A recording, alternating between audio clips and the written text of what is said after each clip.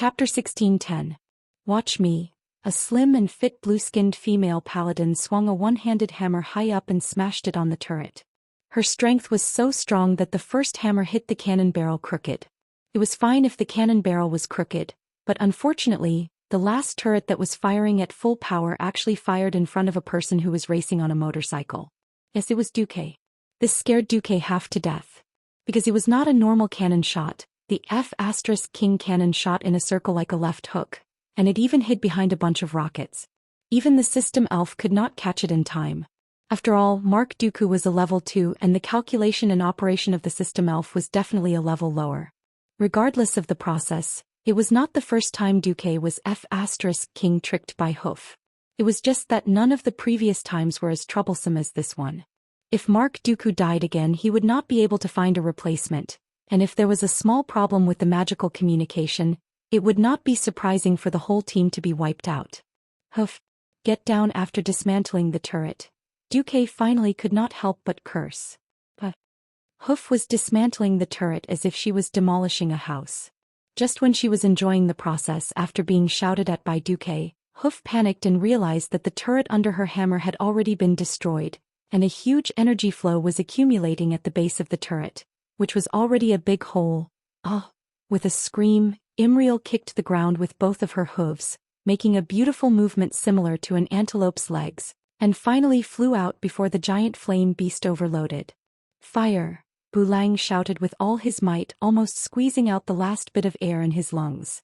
In an instant, an overwhelming amount of cannon fire hit the giant flame beast, and the powerful shockwave from the cannon fire alone sent Hoof flying even further away. Ah! Save me! Hoof screamed because she suddenly realized that she had fallen into a fire belt made of asphalt. In a second, the Alliance's new dish, braised hoof in soy sauce, was about to be born. Suddenly, a grappling hook flew over and grabbed the hoof's unreasonably thin waist with incredible precision. A huge horizontal force pulled the hoof back from above the sea of fire. This was the last chance to focus fire.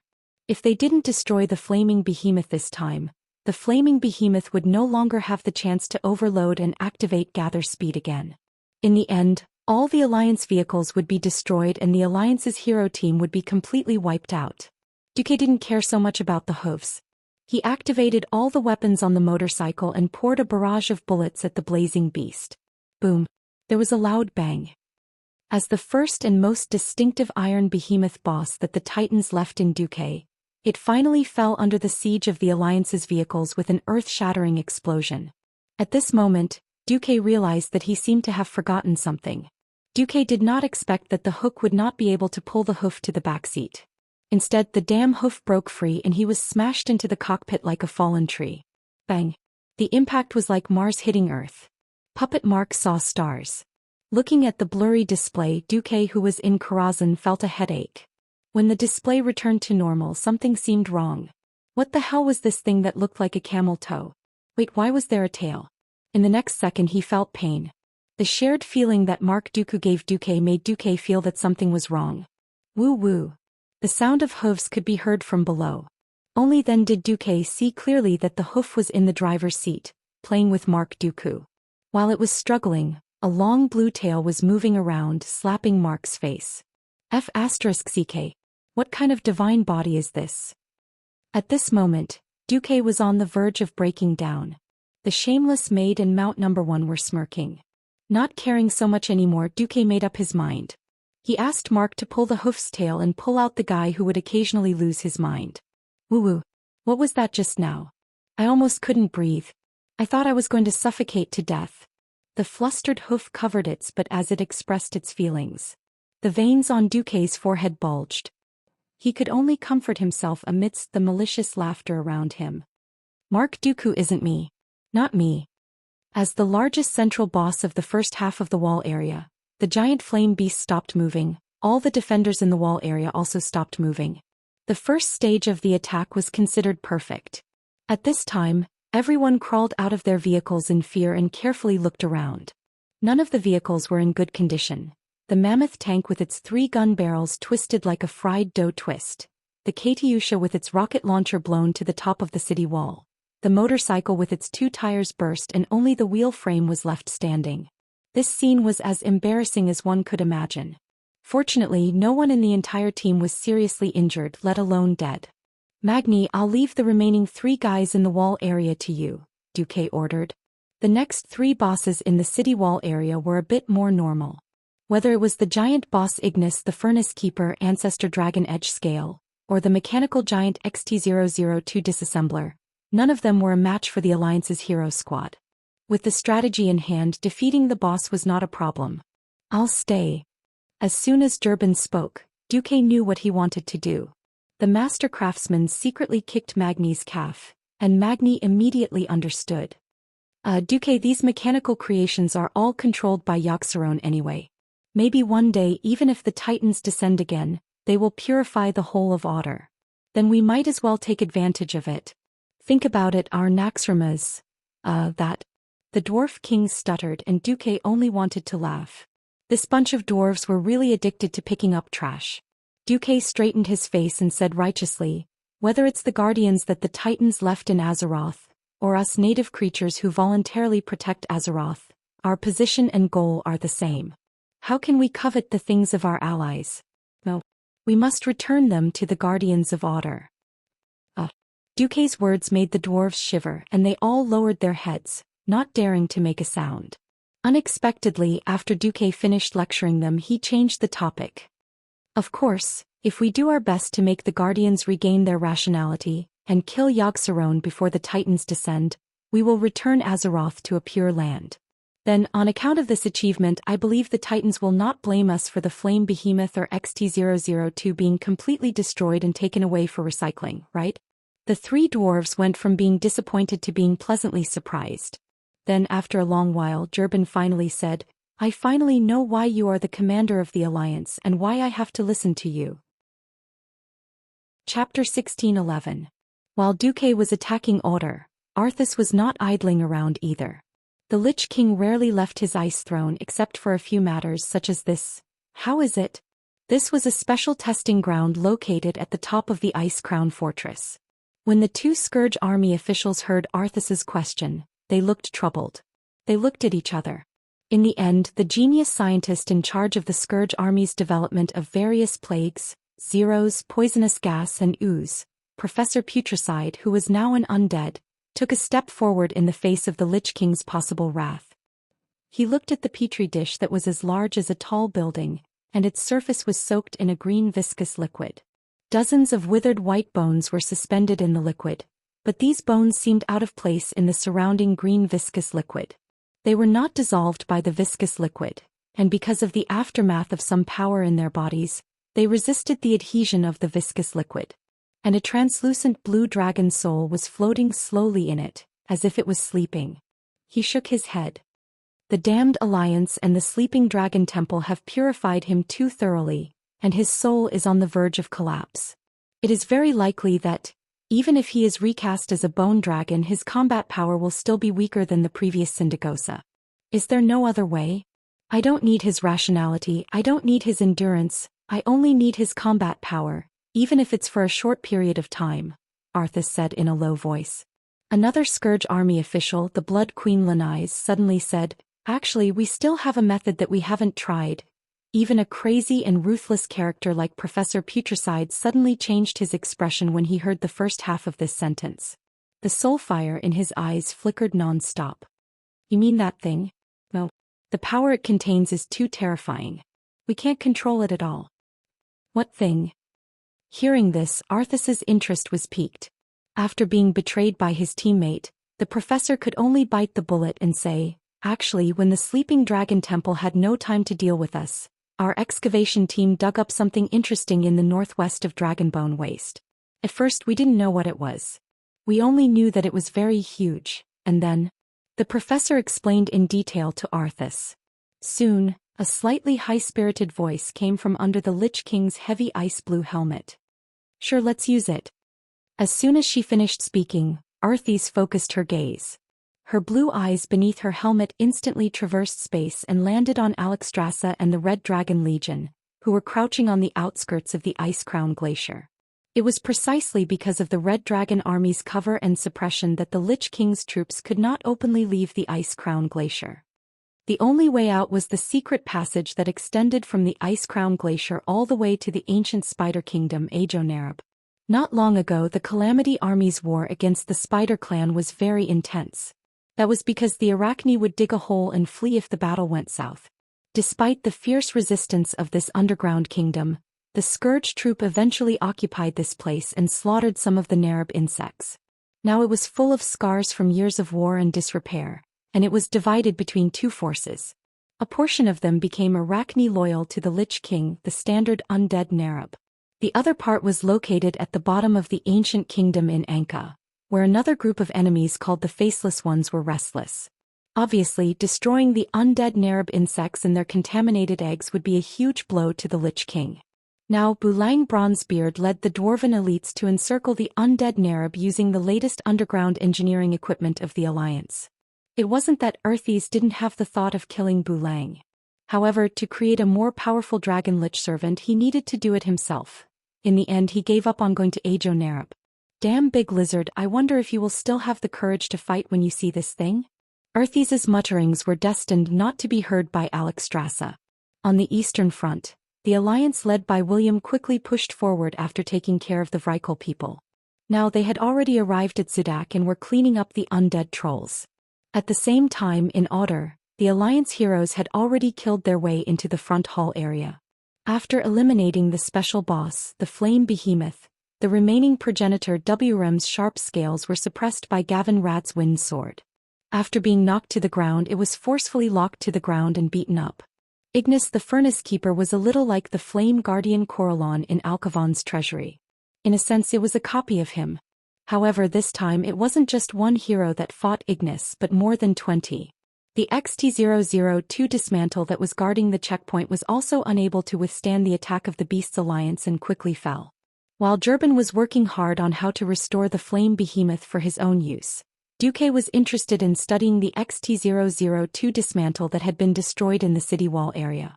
Technology couldn't be improved in a single leap. No matter how good the technology was, it had to have a sufficient industrial foundation. This was like taking an AK-47 mold back to the primitive era and preparing to mass-produce AK-47s to conquer the wilderness. Suddenly, you discovered that you still needed lathes, assembly lines to produce bullets, gunpowder, various metal mines, and smelters. The current technological development of the Alliance was very uneven. They had unscientific things like flying battleships and cannons that were close to the level of Earth's World War II, but they couldn't make a rifle that was at the level of World War II. They couldn't even make a clumsy rifle like Mozingana. Basically, they were stuck in two areas: steel making and the lack of fine processing ability. Most of the time they could only use thicker parts to make up for the lack of details. But the XT-002 dismantle was different. This was an unscientific robot powered by Titan energy that was close to being an arcane type. The arcane puppets that filled the streets of New Silvermoon could be said to be a weaker version of it. Elven craftsmen with casting abilities had spent thousands of years, but they had only managed to remake the most of it. That was why they were called arcane puppets and not arcane robots. It was because they lacked the crucial self-control, enemy tracking system, enemy judgment, and the ability to use firepower to respond. Duque wasn't a programmer. He couldn't make up a program out of thin air. If he was given a ready-made example and asked to modify it, he might actually have a chance. On this day, everyone saw Mark Dooku holding the core of the XT-002 dismantle with all 10 of his fingers. He didn't move, didn't say a word, and looked like a stone statue. The 3 members of the Iron Parliament in the front hall had been defeated. The giants Kalongan and Wiria had been defeated. Only then, in Karazhan, did Duque's eyes suddenly emit a sharp light. Done. Done. Chapter 16:12. In Torim's Storm Temple, Torim's huge body was pacing back and forth. Beside him, Archivon and the other 4 watchers quietly leaned against a huge pillar of the temple, not saying a word. They were all waiting for news from Oder. No one knew Oder's defense better than Torim, the Guardian. If everything was normal with Oder, it would be an absolute defense that would make any mortal in the world despair. Even if Oder's defense was greatly weakened due to Yogg-Saron's erosion, it was not something an ordinary team of powerhouses could handle. Torim, what's the hurry? There are still 23 hours, 22 minutes, and 11 seconds until the agreed time, Archivon said coldly. Sigh. I know. I just can't calm down. Even if Odin and Tyr are missing, Loken has been destroyed, and I deliberately did not care letting the Watchers fight on their own, but that is still... Tarim stomped his feet, surrounded by wind and lightning. All your worries, please wait until after the agreed time. We are now asking for help from the most powerful mortal team in all of Azeroth. They are blessed by the Star Soul and have the possibility of approaching the limit of the planet's capacity. Since they killed Thun, we should believe that they will not be killed by those who are not qualified enough. It should be said that as the Rock Watcher, Archivon's temperament was the calmest. In contrast, Tarim, who had the characteristics of a storm, could not stay calm. At this moment, Tarim suddenly turned around. On the platform outside the Storm Temple, a portal opened with a whoosh. Peerless powerhouses with powerful auras stepped out from it one after another. The leader was naturally Duque, and behind him were Onyxia, Vashj, and the newly promoted demigod Sylvanas Windrunner. Almost at the same time that he noticed their arrival, Tarim rushed over with the 4 Watchers. When the 5 supergiants ran, the earth shook and the mountains shook. Duque smiled bitterly. Before he could do anything, Queen Sylvanas snapped her fingers, and a gentle tornado lifted the 4 of them up. It felt extremely soft and a little weird, as if they were being held up by a thick ball of cotton. Duque praised, I didn't expect your understanding of the wind to increase again. Of course. Queen Sylvia puffed out her chest proudly. How did you? Halfway through his sentence, Tarim suddenly looked surprised. The front has been cleared? Duque's face was filled with pride. Do you really think our team's achievements are just boasting? Tarim was a little embarrassed and didn't know how to respond. In the past 25,000 years, it had been a complete joke for a mortal to challenge a demigod. In that era where astral souls had yet to awaken, all levels were firmly solidified. In order to break through the limits of mortals and reach a higher level, one needed talent, hard work, and absolute luck. In a sense, the High Elves had brought Sargeras in because they hated the barrier of power and crazily pursued higher levels of power. Even if Azeroth's Star Soul was aware of the impending danger and let go of the restrictions of mortals, it still wouldn't be possible to achieve victory in all the battles from Archimonde to Ragnaros, to Nefarian to Thun to kill Jaden and so on. This wasn't something that could be achieved through luck alone.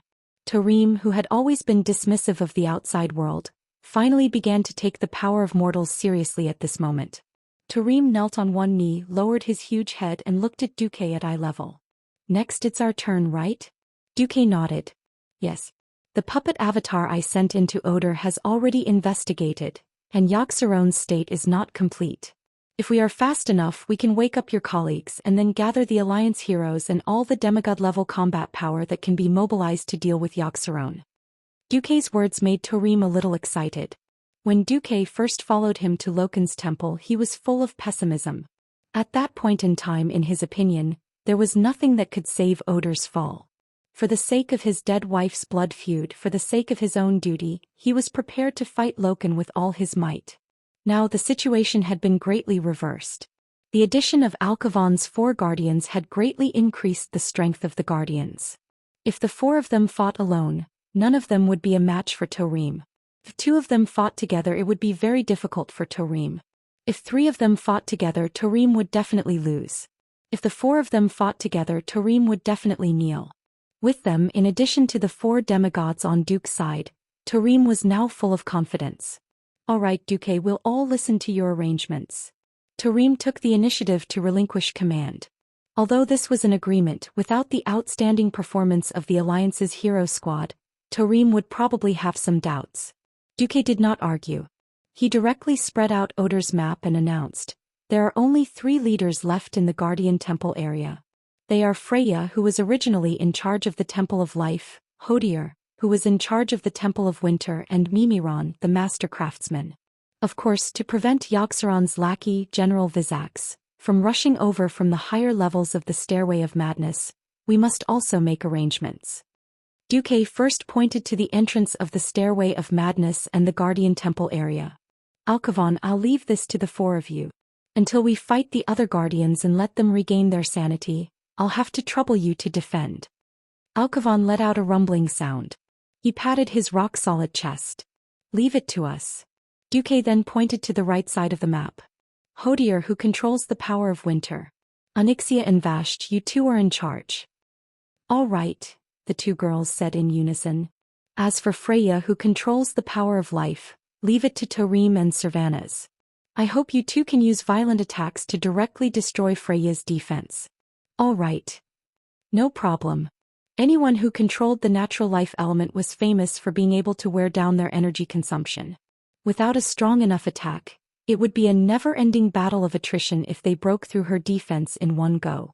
Letting Tarim and Sylvanas deal with Freya was also a risky strategy. Duque believed that they could do it well.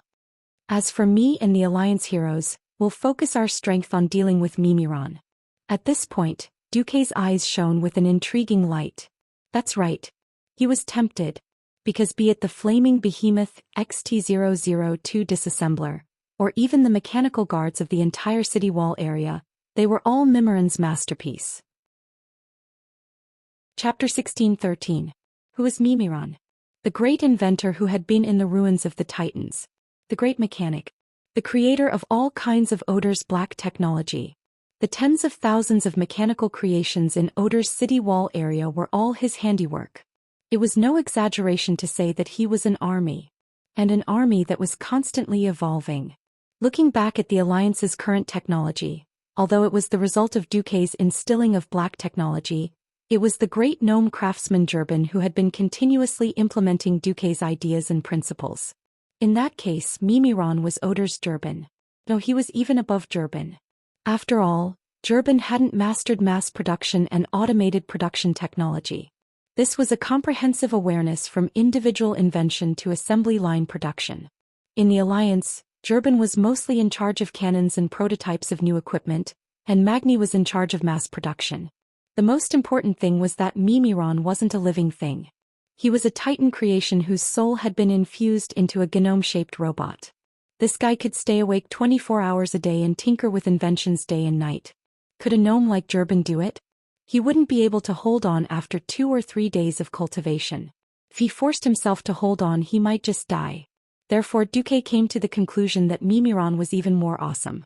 This time he had come to Odor to kidnap Mimiron no matter what. Tarim couldn't understand the despicable thoughts of a gentleman fake, Duque at all. He even let out a long sigh of relief. The few guardians had known each other for 25,000 years, and it could be said that they knew each other very well. In a situation where they didn't have the home advantage, Tarim wasn't afraid of anyone. Mimiron wasn't the same. Although this mechanical gnome was also a guardian-level high-ranking servant, he didn't have a temple of his own. With the title of invention, he only had his own workshop. In the endless years he used practice to verify his fantastic ideas that the other guardians couldn't even catch up to.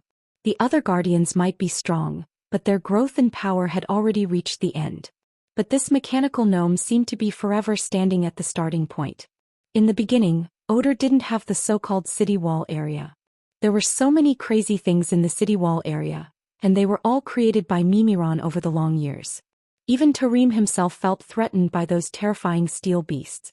Now that Duque had volunteered to deal with Mimiron, who was controlled by Xianxia, Tarim felt very comfortable.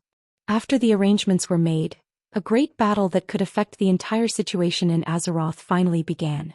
In the Stairway of Madness area of Odor, a giant humanoid creature with a green background suddenly raised its head. He had an appearance that greatly affected the appearance of the city. Although he was humanoid, he only had 4 limbs and a head. Behind him was a pair of so-called wings, which were 3 pairs of green legs that curved downwards like crab feet. Almost every curve had a green-yellow thorn-like four-cornered awl. He had a round, thick green armored body that looked a bit like the shell of a crab. As for the green arms, they were standard crab pincers, but they were thicker. When the pincers were closed, they could be used as spikes. If one looked closely, they could see that there were 2 curled-up spiked tentacles around his waist. It was extremely ugly. His lower body also gave off a bulky feeling. It was a thick leg with only 3 toes, thicker than an elephant's leg. There was also a short and thick tail that shrunk bit by bit, as if it was pieced together from shells of different sizes. He was General Wyzax, one of the most powerful faceless created by the ancient gods. He guarded Xianxia's prison to ensure that no one could disturb Xianxia's recovery. He could ignore the small mortals in the city wall area and the front hall. At this time, the foreign enemies led by Tarim were invading on a large scale, which obviously triggered his nerves. Mortals were destined to be unable to see this scene with the naked eye. At this moment, a huge hole was suddenly torn open in Odor's spatial barrier. Even at the moment the hole was torn open, General Wyzax had already activated countermeasures in an attempt to forcibly close the hole. Unfortunately, it was destined to be ineffective. At the same time that Titan gave the 6 high-ranking Guardians a mission, he also gave them absolute permission to enter. In the next second, the entire spatial crack began to expand rapidly. A thunderous force swayed in the void, and the entire outer space of the Temple Guardian area echoed with Tarim's thunderous voice. Yogg-Saron, I Tarim have returned. 4 Titans' mission to suppress you, the evil god that corrupts the planet. Despicable invaders. General Wyzax raised his face that resembled a squirrel lizard and roared. Don't you understand even now? Only the great ancient god Yogg-Saron is the eternal ruler of this world. With that, the shadow of General Wyzax, which was at least 100 times larger, appeared directly above the Temple Guardian area. He swung his giant illusory pincer that was more than 300 meters long and smashed it hard at Tarim, who was leading the way. Tarim, who was originally 10 stories tall, instantly turned himself into a purple thunderbolt. With lightning speed he made 2 consecutive 90-degree turns, dodged the first strike of the giant pincer, and slammed into the body of the green monster in midair. General Wyzax's projection opened his pair of giant pincers crazily, revealing the sharp and hard sawteeth on the pincer's mouth. He retracted the pincer that blasted out, and the pincer on the side of his body bit out like a dragon's mouth, attempting to pincer the smaller Tarim from the front and back. Duque thought that Tarim would dodge. Who knew that he would not move, not evade, and let the 2 giant pincers clamp down on his body. Even the full-force bombardment of the fortress main cannon might not be able to break the Guardian's defense. Under such an attack, the Guardian's body was like a thin layer of paper, instantly falling apart. Feeling Tarim's rapidly declining momentum, Duque almost thought that Tarim was bragging for a moment. But in the next blink of an eye, Tarim's body underwent a drastic change. The lightning that flowed out of his exploded body was like silver blood, spraying towards the shadow of General Wyzax. The blood was like a giant hammer, smashing into the waist of the green monster's shadow, pushing it back. Before anyone else could react, the flowing light that Tarim emitted had already enveloped all the invaders. After another second, Duque and the others suddenly found themselves in the Guardian Temple area that was magnificently decorated and had a huge and towering porch. This is Queen, she let out a sleepy voice. Chapter 16:14. Should I say, as expected of the Yogg-Saron, that even the Titans couldn't completely destroy back then? Tarim smiled bitterly and a knowing smile appeared on his face. I was tricked a little. Fortunately I still sent you in. The 10-story tall Tarim had a huge body, so any change on his face, any change in expression, could be seen clearly by Duque and the others. Now Tarim's body exuded an indescribable dark light. The color on the surface of Tarim's skin darkened, as if the radiance of life and soul had faded. He raised his right palm, flipped it up and down and looked at it carefully. Unsure if it was an illusion, Duque suddenly felt that the water in the river of time was flowing through the fingers that had become a little withered. Tarim was like a huge statue that had been weathered and eroded in the desert for thousands of years. He was decaying at a speed visible to the naked eye, but he seemed to be unaware of it as he laughed wildly. Ha! What a shame. A dignified guardian can't perform the duties of a guardian. Tarim knelt on one knee, not out of etiquette or respect but simply out of weakness. Tarim lowered his head. Duke Marcus, can I trust you? Duque looked serious and took a firm step forward. The relationship between the Guardians of Azeroth has long gone beyond trust. This is the mission that history has given us. Tarim was slightly stunned and then immediately smiled. Yes, this is our mission. After saying that, his huge finger pointed in the direction of Duque. This is. Duque and Queen Sylvanas were shocked at the same time. If, as history had developed, Tarim had been caught and brainwashed. Even if the Allied army used the Old Fist to educate him on Azeroth doctrine, it would at most give the players a 10% increase in attack power. That would be all. But now. A complete set of Wind Titan runic magic circle. It was not a gift, it was purely a loan. In the Sea of Consciousness, Tarim indicated that he would temporarily lend it to Duque and Queen Sylvanas for 3 days. As long as enough wind elements were injected, they could activate the corresponding Titan's wind and thunder magic. This was the original wind magic that was perfectly compatible with the world of Azeroth. Without the user, even if Tarim was killed, these complex runic magic circles would dissipate on the spot along with the death of the Guardian. If one had to put a price on these runes, it would be priceless. Although it was for 3 days, as long as one had the ability to remember the rune arrangement and the pattern of changes within, even if Tarim took it back after 3 days, it would still be able to greatly improve Duque's control over the wind element. Of course, for a shameless person with a system elf, this was a 100% success in stealing. On the surface, Duque was a true saint. Then I'll borrow it. In his heart, Duque didn't feel guilty at all. After all, in his opinion, this was the reward Tarim had entrusted him to save Oder. As for whether or not the Titans would come knocking on his door to ask for it back, the Titans would already have their physical bodies turned to dust. At that time, the Titans who only had their souls left would even complain about the slow transfer of power, so why would they ask Duque for it back? Beside him, Sylvanas closed her eyes and immersed herself in this wonderful experience. It didn't take long, about half a minute. When she opened her eyes again, there was a faint flash of lightning in the depths of her eyes. Queen Sylvanas said to Duque in an extremely calm tone, "Duque, I want to challenge Freya alone." Duque shrugged. "Actually, I think you can remove the word want. You've already decided." Queen Sylvanas rolled her eyes. "Please, I'm asking for your opinion at least. If you're adamant about it, I'll give up." Duque looked at the person beside him and put his hands on her extremely flexible shoulders. "From the first day I met you, I knew that you were destined to break through the storm and soar into the sky, not a canary willing to exchange singing and beautiful feathers for human protection in a cage. So when it comes to challenging yourself, as long as you remember me, your sisters and your compatriots, and do what you can."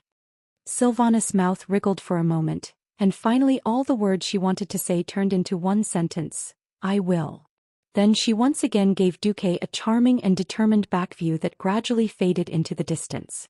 She was clearly not a stalwart person, but she had the courage to bear the future of millions of her fellow elves. There were only a few people in the world who had this heroic spirit. Duque suddenly smiled bitterly. "I can clearly rely on my looks to make a living, but I have to rely on my strength." In the Guardian's shrine area, nearly a quarter of the way to the north, was a huge courtyard, which was shaded by trees. There were 2 large lakes, one in the south and one in the north, and connecting the 2 lakes was a beautiful river. That was the greenhouse of life where the goddess of life, Freya, was. This greenhouse was so huge, with huge trees that seemed to reach the sky and flowers that were exaggerated to the size of a house. Freya, who was a full 10 stories tall, did not seem out of place in the slightest. Originally, Freya was walking slowly inside, wandering around the lake, listening to the sounds of all kinds of life. Suddenly, the female giant's expression changed. She watched with a look of extreme surprise as an arrow flew towards her. This arrow pierced through like a meteor from outer space, easily penetrating the layers of green light that permeated the atmosphere of the greenhouse, and went straight for her. Could it be Tarim? The surprised Silver Lady quickly turned into a scream. There was no way for her huge body to dodge. No, her shoulder seemed to be sucked in, and the sharp arrow that contained the supreme law of lightning almost pierced through her chest. However, at the last moment she used her own law of life to counteract the gravitational force, which allowed her to squat down suddenly, and barely avoid the dangerous arrow that hit her vitals. Even so, from the big charred hole on her left collarbone, one could still see what was behind. Her body had been completely pierced through. The greenhouse of life, which was filled with birdsong and fragrant flowers, suddenly fell silent with Freya's scream. Only a faint circle of lightning clouds was left in front of them, and the clouds gave the air a burning smell. In the next moment, the green fog was blown away by a gust of wind. Only a small and well-proportioned female figure was left standing on the green hillside at the southern gate. Her figure was obviously so small, but in Freya's eyes she seemed to be taller than all the guardians. Purely because of that blow, Freya's expression became a little abnormal, and the lightning at the wound was still stimulating Freya's nerves. Perhaps for a brave warrior this was nothing. But Freya stared at the female figure with a bitter and hateful gaze, as if her parents had died. No, it was as if her ancestors' graves had been dug out. "Who are you?" The high-pitched voice was full of sorrow. Chapter 16:15. Sylvanas Windrunner, the demigod of Azeroth. Queen Sylvanas' every word was like a howling wind, lightning and thunder, containing the divine aura of the wind element. Demigod. Freya's expression was puzzled, then furious. Indigenous demigod. Do you know what you've done? Not only did you call yourself a god in front of the servants of the great master Xian, but you also stole the power of thunder that belonged to the master. Tarim is an existence that should have become the master's servant. What did you do to him? After a pause, Freya erupted with her greatest anger. The most important thing is, you actually injured the perfect me. Upon hearing this, Duque, who was spying on them through the mage's eyes, opened his mouth so wide that a duck's egg could be stuffed in it. Sister Freya, did you read the wrong script? In Duque's impression of Freya, she was definitely not like this. But Duque immediately realized something. Xian was also an expert at brainwashing. Its brainwashing was not as rough as N'Zoth's. N'Zoth drove Neltharion crazy with the incessant murmurs of the ancient gods, then infused it with loyalty to N'Zoth. Xian, on the other hand, was different. It was more like injecting more irrelevant information, and then slowly replacing the key content in the victim's subconscious, such as changing the Guardian's allegiance from the Titan to Xian. If there was no mistake in the calculation, Xian in this life should have injected some annoying thinking into Freya. Shameless. Accompanied by Freya's roar, the wound pierced by Sylvanas' arrow suddenly healed perfectly at a speed visible to the naked eye. Not even the slightest scar was left. At the same time, the greenhouse of life changed. The three towering trees began to move, transforming from giant trees into humanoid creatures. When they lifted their feet, they lifted their thick long legs full of roots. When they waved their hands, they lifted their thick arms that could be used as the main beam of the main hall. They were none other than the three ancient trees Duque had mentioned in the report: Bright Leaf, Iron Branch and Elderstone Bark Ancient Tree. Not only the three of them but many other flowers and plants also had their own mobility. They pulled out thick roots from the grass that they were rooted in, and those were their legs. However, their appearances were still unflattering. There was a swift whipper, with 4 petals on its head and 2 thorny arms that looked like a man-eating flower. There was a explosive whipper that could self-destruct and was as powerful as a 203mm naval cannon. There was also a ancient water elemental that looked like a standard ancient water elemental. A large number of plants and water elemental creatures easily formed an army and swarmed towards Sylvanas. Hee. Queen Sylvie let out a disdainful chuckle. Sure enough, unlimited regeneration is shameless. In a sense, this method of constantly recruiting underlings and drowning the opponent with a sea of plants was really a counter to most teams that lack defensive power. Wind. It suddenly began to blow. 2 small tornadoes pushed against Queen Sylvie's combat boots, causing her 2 long legs to dangle in the air. In the next second, Queen Sylvie flew up. This time, most of Freya's plant army could only watch helplessly. Except for a few dark purple humanoid plants with long-range attack power, they were the Storm Whipper that could release storm arrows. When Queen Sylvanas saw the sparse lightning arrows shooting into the air and attacking her, her sneer grew louder. Freya, don't you think you're underestimating me too much? Do you think this kind of attack will work? After saying that, Queen Sylvie snapped her fingers, and the lightning arrows flying towards her stopped in midair as if they had been hit by a spell that stopped time. They turned around on the spot and shot towards the huge elder tree, Bright Leaf. Boom boom boom. The elder tree's bright green branches and leaves were blasted into charcoal in large swathes. The lightning strike even ignited a fire that quickly spread on the crown of elder tree leaf. Ah! Bright Leaf screamed. Fear of fire was a common problem for plants. Queen Sylvie was amused to see the elder tree leaf, who was 5 or 6 stories tall, rush to the river, kneel down and stick its burning crown and back into the river. Then a certain misguided queen shot a fire arrow at elder tree leaf's upturned butt. Freya did not directly heal her subordinates. It would be a waste of divine power to save a flammable elder tree leaf when it was on fire. She chose to attack Sylvanas directly. She raised her right arm high and shouted, "Life needs sunlight." In the void above the greenhouse of life, something like a portal suddenly opened. In the next moment, A thick beam of sunlight with a diameter of at least 20 meters fell silently towards the place where Queen Sylvie was a second ago.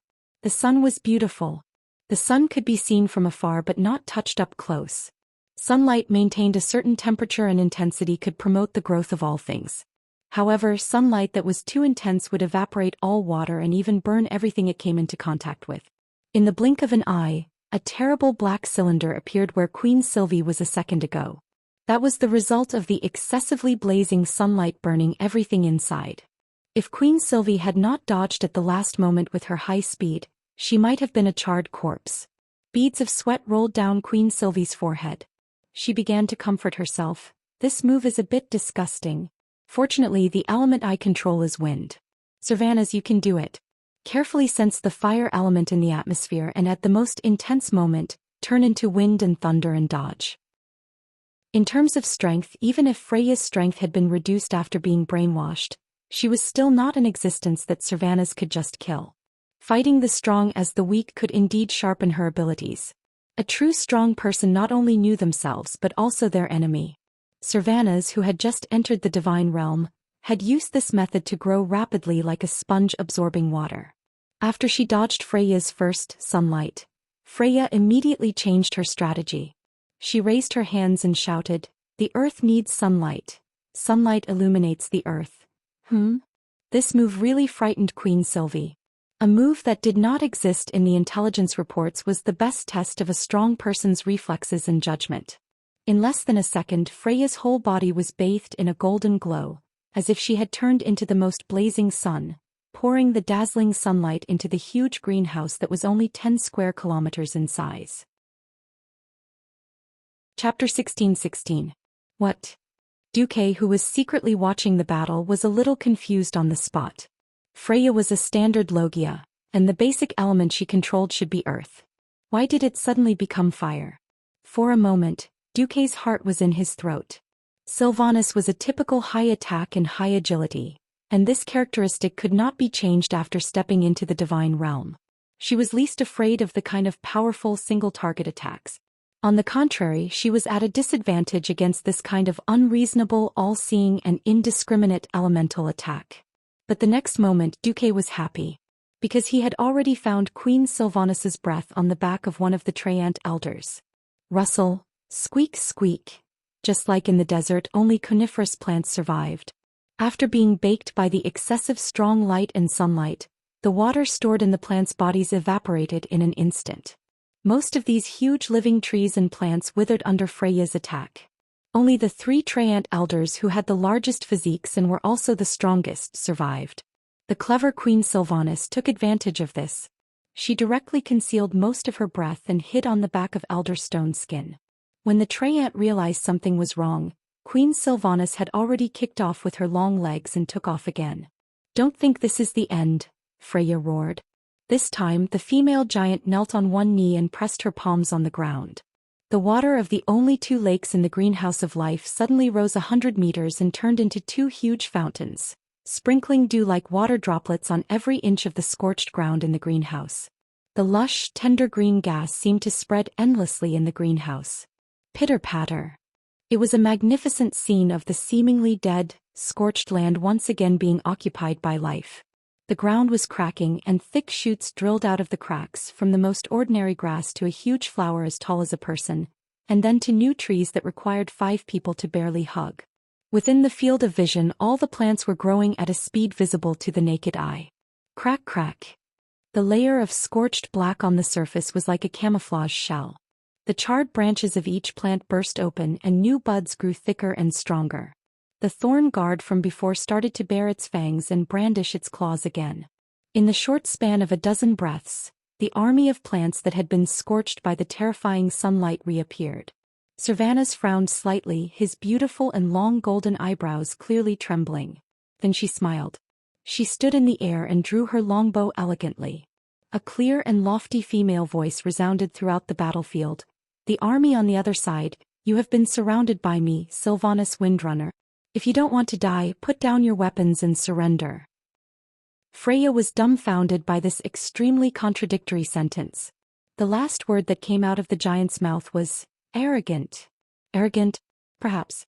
However, if one did not even dare to think about it, then there would be no progress in this world. In any conflict, both sides would announce their ranks and that would determine the victor. At this moment, Freya was trying to spawn a huge forest and completely occupy all the space in the greenhouse of life. In the fierce wind, Solidar wrath of the stars had already been drawn, and countless starlight turned into short and narrow arrows of light, pouring out of the gorgeous longbow. The starlight mixed with the lightning of thunder, and the arrows shot out were like thousands of lightning snakes, connecting the body of the divine longbow with each victim. The huge petals were shot by the lightning arrows, bursting into countless withered leaves surrounded by lightning. The fierce thorns were easily torn into hundreds of thousands of pieces by the raging waves of lightning, and scattered with the wind like broken cotton. The focus of the attack was naturally on the 3 Treant elders. The first to be knocked down was Brightleaf, and the arrows brought with them a strong wind blew off all the leaves on its body, whether it was the burnt black leaves or the fresh green leaves. What was even more terrifying was the power of lightning that continuously zigzagged over the entire tree. The ultra-high-pressure lightning directly destroyed every vein in the trunk and caused a fire. With all the water in the greenhouse being used by Freya to irrigate the land, there was no water to put out the fire this time. Moreover, ordinary fire could not extinguish such a lightning fire. Since ancient times, there had been many forest fires caused by lightning striking down trees in the sky and causing fires. Servanus's lightning had a similar principle. Even though Fafnir used sand as a fire-extinguishing prop and rolled up waves of sand to cover Elder Brightleaf's body, it still could not stop new flames from bursting out from the thick trunk. Elder Brightleaf could be said to have been burned alive. No, Freya screamed loudly. With the first came the second. As Servanus flew in midair, he shot the ancient iron branch tree elder's 72 lightning arrows, stirring up the elemental veins within its bark, directly igniting it into a large human-shaped torch. No, no, no. Freya kept slapping the ground, urging the trees to grow even faster to fill up all the space in the huge greenhouse that was nearly 200 meters high, cutting and compressing the space for Queen Sylvanas to move around. However, all her strength and urging came to an abrupt end when the trees grew to take up half the space in the greenhouse. Why? The female giant guardian's face was clearly blank. She turned her head in shock and looked at the last elder stone bark that had accompanied her for countless years. She was extremely sad to find that the elder tree had actually fallen. The huge elder tree had died, having lost all water and nutrients. Like the dead trees that had their roots eaten away by worms and fallen to the ground, there was no longer a trace of life. It had not fallen by Servanus's hands, but by Freya's urging of the earth and the entire space. In the air, the proud voice of Queen Sylvanas came again, supported by the wind. Freya, you have lost. No. I have not lost. I am the guardian of the Church of Life. How can I lose to simple violence? The earth bears all things, the earth gives birth to all things. I cannot lose to a mere demigod of wind and thunder like you. Queen Sylvanas shook her head. If you were standing on real earth or if you were in your Church of Life, I would definitely be no match for you. Unfortunately, you can only control the power of the earth of a mere greenhouse of life at the moment. Then your defeat is inevitable. As her voice fell, Servanus drew his bow and nocked an arrow. Behind him, the mysterious Titan runes suddenly appeared, forming a magic circle that expanded from the inside to the outside. The elements of the wind elemental realm were constantly crossing the void and pouring into the artifact longbow in Servanus's hand. The power of stars, wind, and thunder mixed and blended on this gorgeous longbow, finally forming a long purple-blue arrow. It was more like a spear than an arrow. With a length of more than 2 meters, it was beyond the scope of an arrow. Freya, you should wake up.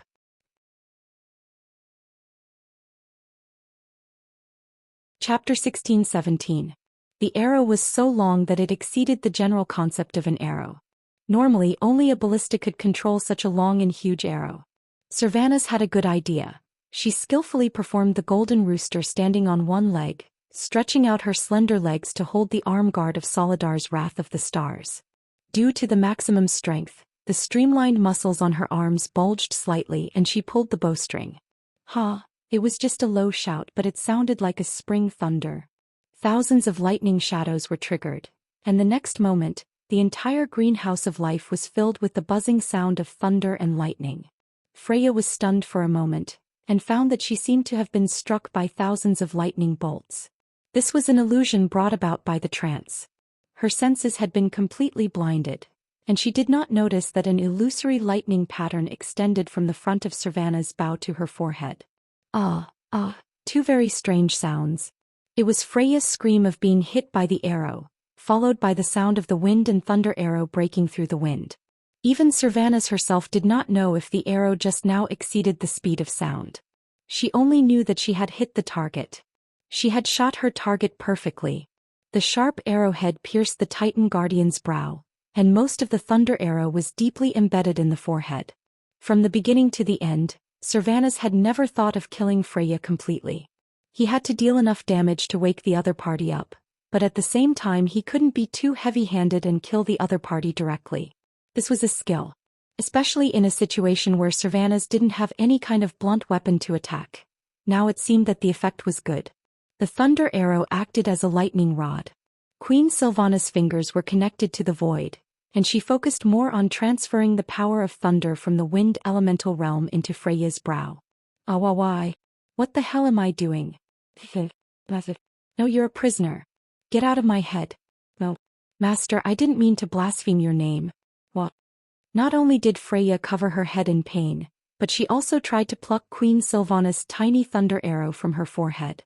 How could this be? Queen Sylvanas was also angry. She continued to raise her left hand high, and her 5 jade-like fingers continued to guide the lightning into Freya's head. Her right hand took out a lightning whip from thin air and lashed it at Freya again and again. Queen Sylvie, who was wearing boots, seemed to be the embodiment of lightning. Every move she made was surrounded by lightning. Stupid guardian. Wake up right now. This scene was very strange. A tiny elf had whipped a 10-story tall female giant, causing her to roll on the ground, crushing the trees and charred wood that had stopped growing around her into smithereens. If Duque had the time to see this scene, he might be worried that Queen Sylvanas had awakened some strange attribute. Unfortunately, Duque was not free. In fact, after Queen Xianxia and Vashj left, he became busy. Very simply, General Vezix was coming from the stairway of madness. As one of the best among the faceless, as the most loyal henchman of the ancient god Yaxran, Vezix was clearly aware of the consequences of letting Duque and his group attack those unreliable guardians. He chose to take the initiative. In Duque's original plan, Archivon's 4 guardians would join forces to hold off Vezix. If possible, it would be a stalemate. They would drag Vezix until Duque defeated the remaining 3 guardians, and then gather all the strong to kill Yaxran. There were 2 keys to this plan. First, General Vezix could not die. If he died early, just as Loken's death would attract the observer Orgaren, his death would definitely stimulate Yaxran's early recovery. Being backstabbed by an ancient god before he could deal with the 3 guardians would really be the end of the game amidst the laughter and chatter. The second key was that Vezix could not interfere with their work of waking up the 3 guardians. What annoyed Duque was that something went wrong on the second point. Less than a minute after the 3 women left, General Vezix gave Duque a big fright. This huge humanoid monster draped in a crab shell did not come from the entrance of the Stairway of Madness to the Guardian's temple area. Instead, it came with heavenly evil. Without any warning, the roof of the temple above Flame Watcher Corellon suddenly shattered. The general fell at a terrifying speed far beyond a free fall. The speed of an ICBM was not something a giant like Corellon could react to. Duque made a counterattack. It was the Titan lightning magic he had just gotten from Tarim. This was the fastest magic Duque could release. However, as soon as the magic was released, Duque felt something was wrong. The elements around the general seemed to be forcibly pushed away. Even with Duque's demigod lightning magic, he felt sluggish, like a sharp knife stabbing into a paste. Duque's lightning still hit General Vezix, but the other party took it head-on. The general swung a house-sized hammer-like pincer and smashed it on Corellon's head before he could raise his arms to form a defense. The Flame Watcher let out a furious howl. If he was a pure fire elemental creature, he could have laughed 3 times like Ragnaros and said, "Hit me all you want. I lose if I cry out in pain." Unfortunately, Corellon was a guardian giant, a special existence between a creature and an elemental creature. So even if Corellon tilted his head at the last moment, his entire right shoulder was still caved in. He was severely injured on the spot and could not get up. Facing the siege of the other 3 Titan Guardians, General Wyzax suddenly waved his huge arm, and a 100-meter-tall shadow elemental tide appeared behind him. With an extremely gorgeous cleave, he forcibly broke through the siege of the 3 Guardians and let out a burst of wild laughter. Haha! This is the territory of Master Xianxia. Invaders, suffer, despair, kneel before the great power of the Master. Vezix must have been injected with some kind of expired drug. Although he was behaving abnormally, no one knew how long his madness would last. Duke's face twitched as he clearly felt the dark energy that was centered around the general rejecting the entry of the 4 main elements. Of course, he knew that the general had a despair aura that could forcefully reduce the attack speed of all enemies in the field, as well as reduce mana regeneration throughout the entire process. But it was definitely not this powerful. This thing could almost be called a despair territory. Chapter 16-18. Did Tarim not fall for the trap and get brainwashed? Was it Loken's earlier failure that stimulated Xianxia? Or was it something else? Duque had no way of knowing. The only thing he was sure of was that General Wyzax was roaring like he was on steroids. Half of the 4 guardians of the treasure vault were on their knees at the start. Although Corellon was trying hard to communicate with the fire elemental world and use the power of the fire elemental to repair his body, it would obviously take time. If Duque left to deal with Mimiron during this period, the 4 guardians might all be on their knees in less than 10 minutes. There must be something wrong with the surrounding environment or something. Otherwise, there was no reason for such an abnormal difference in strength. Duque did not make another move. It was Blind Princess's 8 hits that he forced himself to make a move despite knowing that something was wrong. It had been a long time since Duque had faced such a formidable enemy. System Elf. Duque called his old partner in the Sea of Consciousness. Yo, dear host, I find that you always think of me when you're in trouble. I'm so sad. Duque's face darkened. Seeing that Duque was in a bad mood, the system elf stopped joking. Okay, I'll stop teasing you. Substitute the data model and begin to analyze the environmental data. Perhaps this was the so-called fierce operation. It only took a second for the system elf to give the answer. After incomplete analysis by the system, the surrounding space shows unstable half-space characteristics. No spatial interfaces of the 4 elemental realms have been detected within a radius of 200 meters. A large amount of biological tissue suspected to be the ancient god Xianxia has been detected in the surrounding subspace crevices. It is the existence of these biological tissues that repel the entry of the 4 major elements. Wait. This was a little unpleasant. Duque's face was turning green. He suddenly thought of a possibility. Could they have been eaten by Xianxia? Xianxia was known as the Demon of 1,000 Throats or the Beast of 1,000 Throats. Legend had it that it had 1,000 mouths.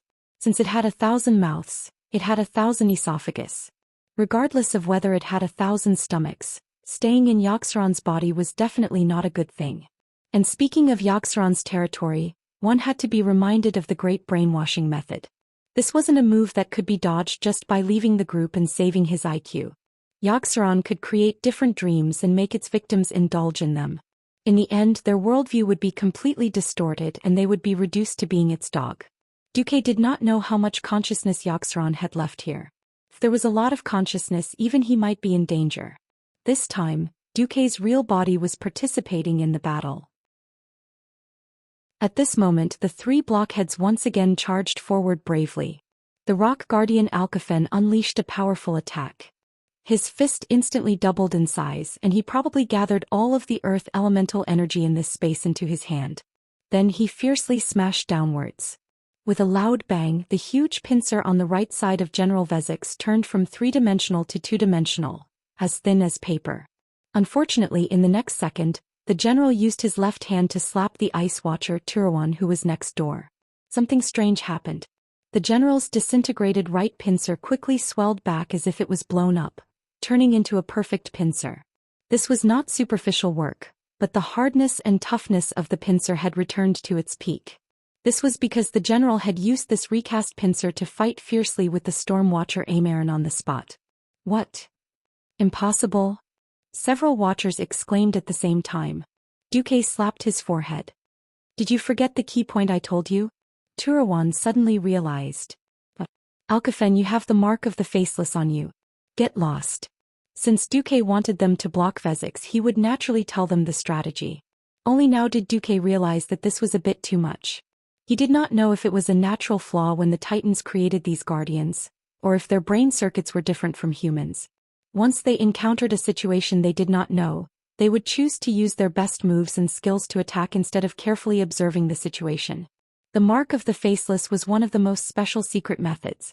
When the general placed it on an enemy, the enemy would produce a curse that would cause special irresistible shadow damage to the people around them. Then this shadow power would return to Vezix's body after robbing the target's life force, repairing the damage. It had to be said that the general's mark was quite cunning. It was a serial trap. If the four watchers did not care, then the general was invincible. Just by relying on the mark he could repair any injury on his body. He did not even need to attack. Just the damage from the mark could exhaust the other three watchers to death, and then he could fight Alcafen alone. What if he did? The watchers were all big giants, and Alcafen, who had the strongest defense, was excluded. The remaining two watchers were also very dangerous. In the end, one of the reasons was that the general had heavily injured the flame watcher, leaving the four watchers incomplete. Most importantly, Yaxaran seemed to have given Vezix a special power. Enough. There won't be any results if you keep fighting like this. Do you still remember our agreement? If you still want to fulfill your duty as a watcher, then run in 4 directions to the designated location and use the Titan rune chain to transfer the elements to me. Duque roared. Every watcher saw a shining virtual image of the Titan rune at the designated location, each representing the 4 elements of earth, water, fire, and wind in the Titan language. Needless to say, that was their location. Even though he was unwilling, even the injured Corallon began to run to the designated location. Intruders, your opponent is me. General Vezix roared in an incomparably domineering manner. With a leap slash he pounced on the Ice Watcher Turuan. But just as he flew into the air, a golden arrow that exuded an incomparably powerful holy aura suddenly shot towards his head. Not knowing what it was, Vezix twisted his huge body in the air out of an instinctive aversion to holy power, so that his ugly face that looked like a windmill avoided the golden light. In the air, a small golden figure was suspended in the air. When the golden light returned to Duque's right hand, Vezix saw that it was actually a small spiral-shaped golden sword. Of course, in the size of a human, it was a long sword. Substitute Vezix. From this moment on, your opponent is me, Duke Marcus. Chapter 16-19. Plans could not keep up with changes. This was Duque's biggest feeling. Since the 4 wardens couldn't handle General Vizax, Duque could only roll up his sleeves and do it himself. The original version of Despair Aura reduced attack speed and blocked most mana regeneration methods. Now the strengthened Despair Domain was even more powerful. It directly sealed the 4 elemental realms and Azeroth in this area. Ever since Duque mastered the 100 Hands battle technique, he had relied on massive amounts of magic power to replenish himself, replacing quality with quantity and stacking his enemies to death. Of course, it was great to be able to fight against thousands of enemies with an unlimited supply of mana. By cutting off the elements realm, General Vizax had forced Duque to a dead end. At this moment, Duque finally realized that he had a serious flaw. His upper limit of mana was still not high enough. Normally he had the 4 major elemental realms and the weave to replenish his mana, so of course he didn't feel anything. Now that the other party had even temporarily cut off Duque's connection to the weave, Duque had almost suffered a setback. Fortunately, Duque had a plan B. When the 4 watchers ran in 4 different directions, the general could only watch helplessly. As a super powerhouse who could attack from both close and long range, the general did not lack long-range attacks.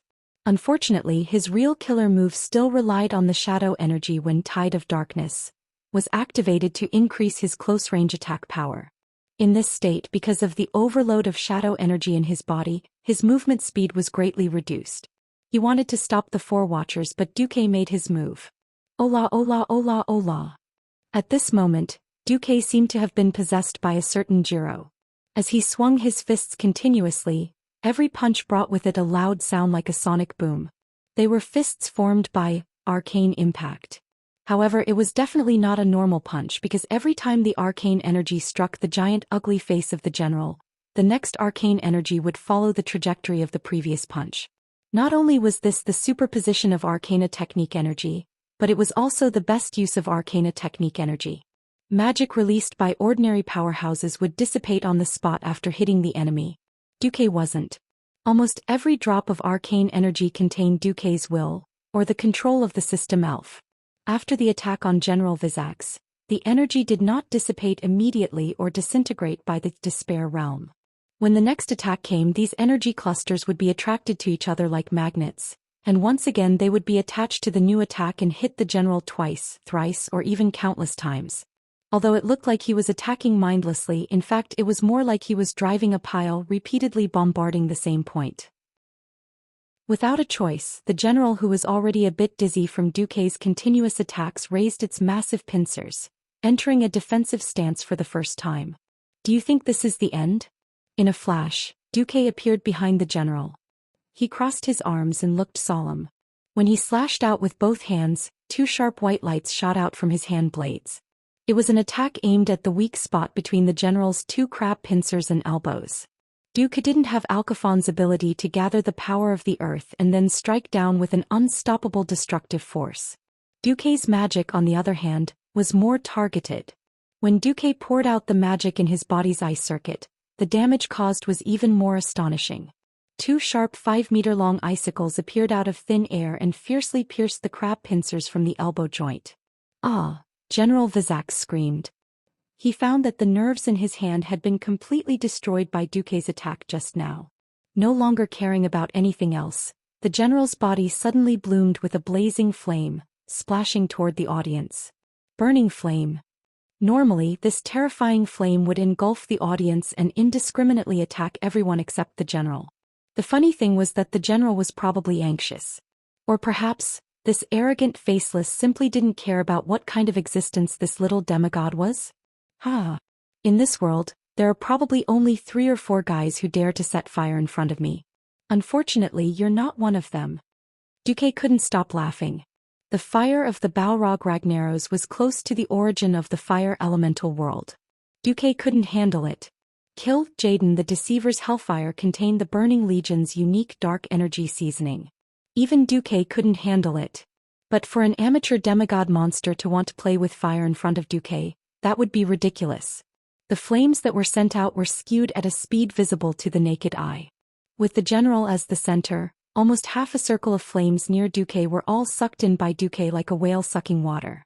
The flames that should have covered the sky and raged the audience were highly condensed in Duque's palm in 2 breaths, turning into a fireball the size of a rubber ball.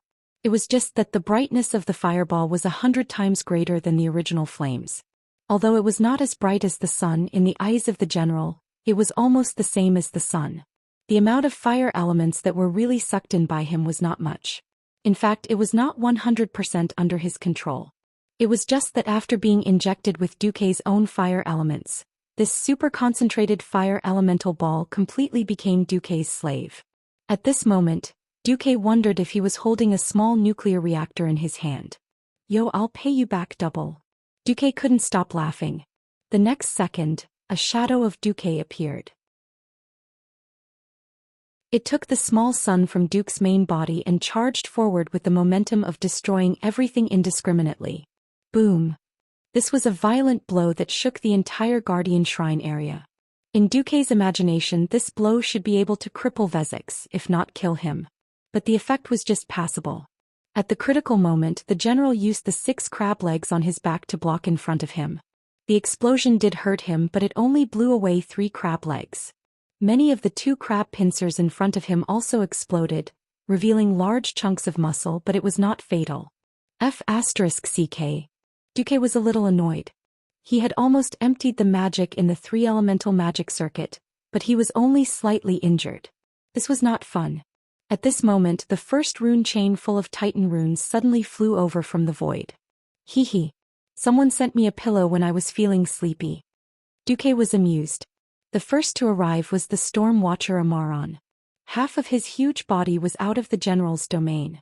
When he could reconnect with the wind elemental world, he immediately shot the rune chain at Duque. This thing was like a gas pipeline.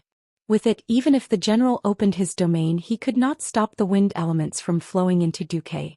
Hee. If wireless transmission doesn't work, I'll use a direct connection. Chapter 1620. Hee. Du Bois was in a good mood. It was like a patient with severe internet addiction who was forced to work in a ravine with no signal. He had a top-of-the-line laptop but could only play Minesweeper. Then he managed to get on the internet. Although it was wired, he was touched. It was really indescribable. Duque was revived. It wasn't just full HP. That feeling was simply like a set of godly equipment on one's body. She felt so good about herself that she could totally trample on the thunder cliff. Oh no, it was trample on the ice throne. Her fists could distort the void, and she could drag Sargeras down from the throne with one hand and sit on it herself. He didn't take his medicine today, so he felt cute. God said that the wind will blow away all filth. At this moment, Dumuk seemed to be possessed by a godly huckster.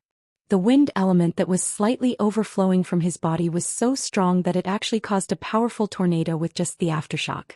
He pointed with his right hand and 36 gusts of wind jumped out from between his fingers.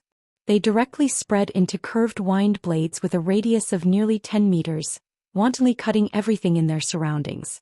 This wasn't an attack directly aimed at General Vezix. This was using the wind element to destroy the surrounding biological tissues of Yogg-Saron that overlapped with this space. It clearly looked like the wind blades didn't hit anything, but there was a faint sound of silk tearing in the air. Then a second rune chain flew through the air, every Titan rune blossoming bright red. This was a gift from the Flame Watcher, Corellon. The injured Watcher's body stretched out of the general's territory, and only his intact arms stretched in. The rune chain formed by 1024 runes was like the skyline of the entire dark space, and it heavily stimulated Vezix's nerves. Roar, no matter how stupid the general was, he knew how terrible it was to let Duque obtain an unlimited supply of magic power. He suddenly pushed out a huge shadow energy ball from his pincers. Shadow Strike. Duque was stunned when he saw this thing, and then he laughed. Not to mention the power of this thing, just looking at its swaying slow attack speed, Duque almost burst out laughing. Moreover, as a veteran player who had experienced the Battle of Alder, as long as he did not take the first hit, this thing was a treasure. Other people were afraid of being hit by shadow-type attacks, but Duque was also afraid. But a low-level mystery was destined to be eaten by a higher-level mystery. Duque did something that no one present could believe. He rushed to block the huge shadow energy cluster before it hit Corellon's Flame Titan rune chain. Flash, using his face to block the attack. Even the 4 Great Guardians, including the 4 Great Guardians, felt that Duque had taken the wrong medicine. However, the expected shadow energy did not cause any damage to Duque. Instead, Duque's mysterious and strange prayer echoed in the room. Light comes from darkness, and from darkness comes light. These were the brainwashing words that Duque had used to convert Archeron's curse. General Faceless, who has long been sealed in his own world, would never hear about this Duque's glorious feat, but this did not prevent everyone from seeing that the general's shadow attack was ineffective. The shadow energy that Duque had actually converted was perhaps less than 20% of this energy cluster. Duque had mostly dispelled this energy. This time the key point was deterrence. You can't use fire. You can't use shadow either. What other means do you have? Use them all. Duque said coldly and arrogantly. General W. Zach's eyes almost popped out. Now Duque was clearly bullying him because he was not a magician, using the difference in elemental control to bully him. If there was anything that he could beat Duque in, it was close combat. Duque was a fragile pharaoh. How could he compete with a big guy like you in terms of wrist strength? You want to punch me and see who falls first? Don't be ridiculous. Originally, when Duque received Corellon's fire elemental supply, he wanted to directly give W. Zax a fierce blow. But when Duque saw Corellon's half-dead appearance, he reduced his demand for fire elemental energy. Corellon, I'm not in a hurry. You should fix your body first. The Flame Watcher finally nodded. Now that Duque had the upper hand, his demand for fire elemental energy was not so urgent. 3 seconds later, the Frost Watcher Turawan's ice elemental energy also came. The long ice elemental Titan rune floated over like a beautiful staff. The glittering and translucent runes danced in the air, transmitting more ice elemental energy to Duque's body. This level of elemental purity. The second half of Duque's sentence was impressively, "If only these guys were willing to work for my magic network." He did not wait for the slowest Earth Watcher Alcavan. After all, wind and earth elemental energy were not Duque's expertise. When the ice elemental energy once again filled every corner of the ice magic circuit in Duque's body, Duque brazenly made his move. With his left index finger, a huge, semi-illusory female figure suddenly appeared behind Duque. It was a very Greek-style virtual image of a goddess. Because there was no physical body, her face could not be seen clearly.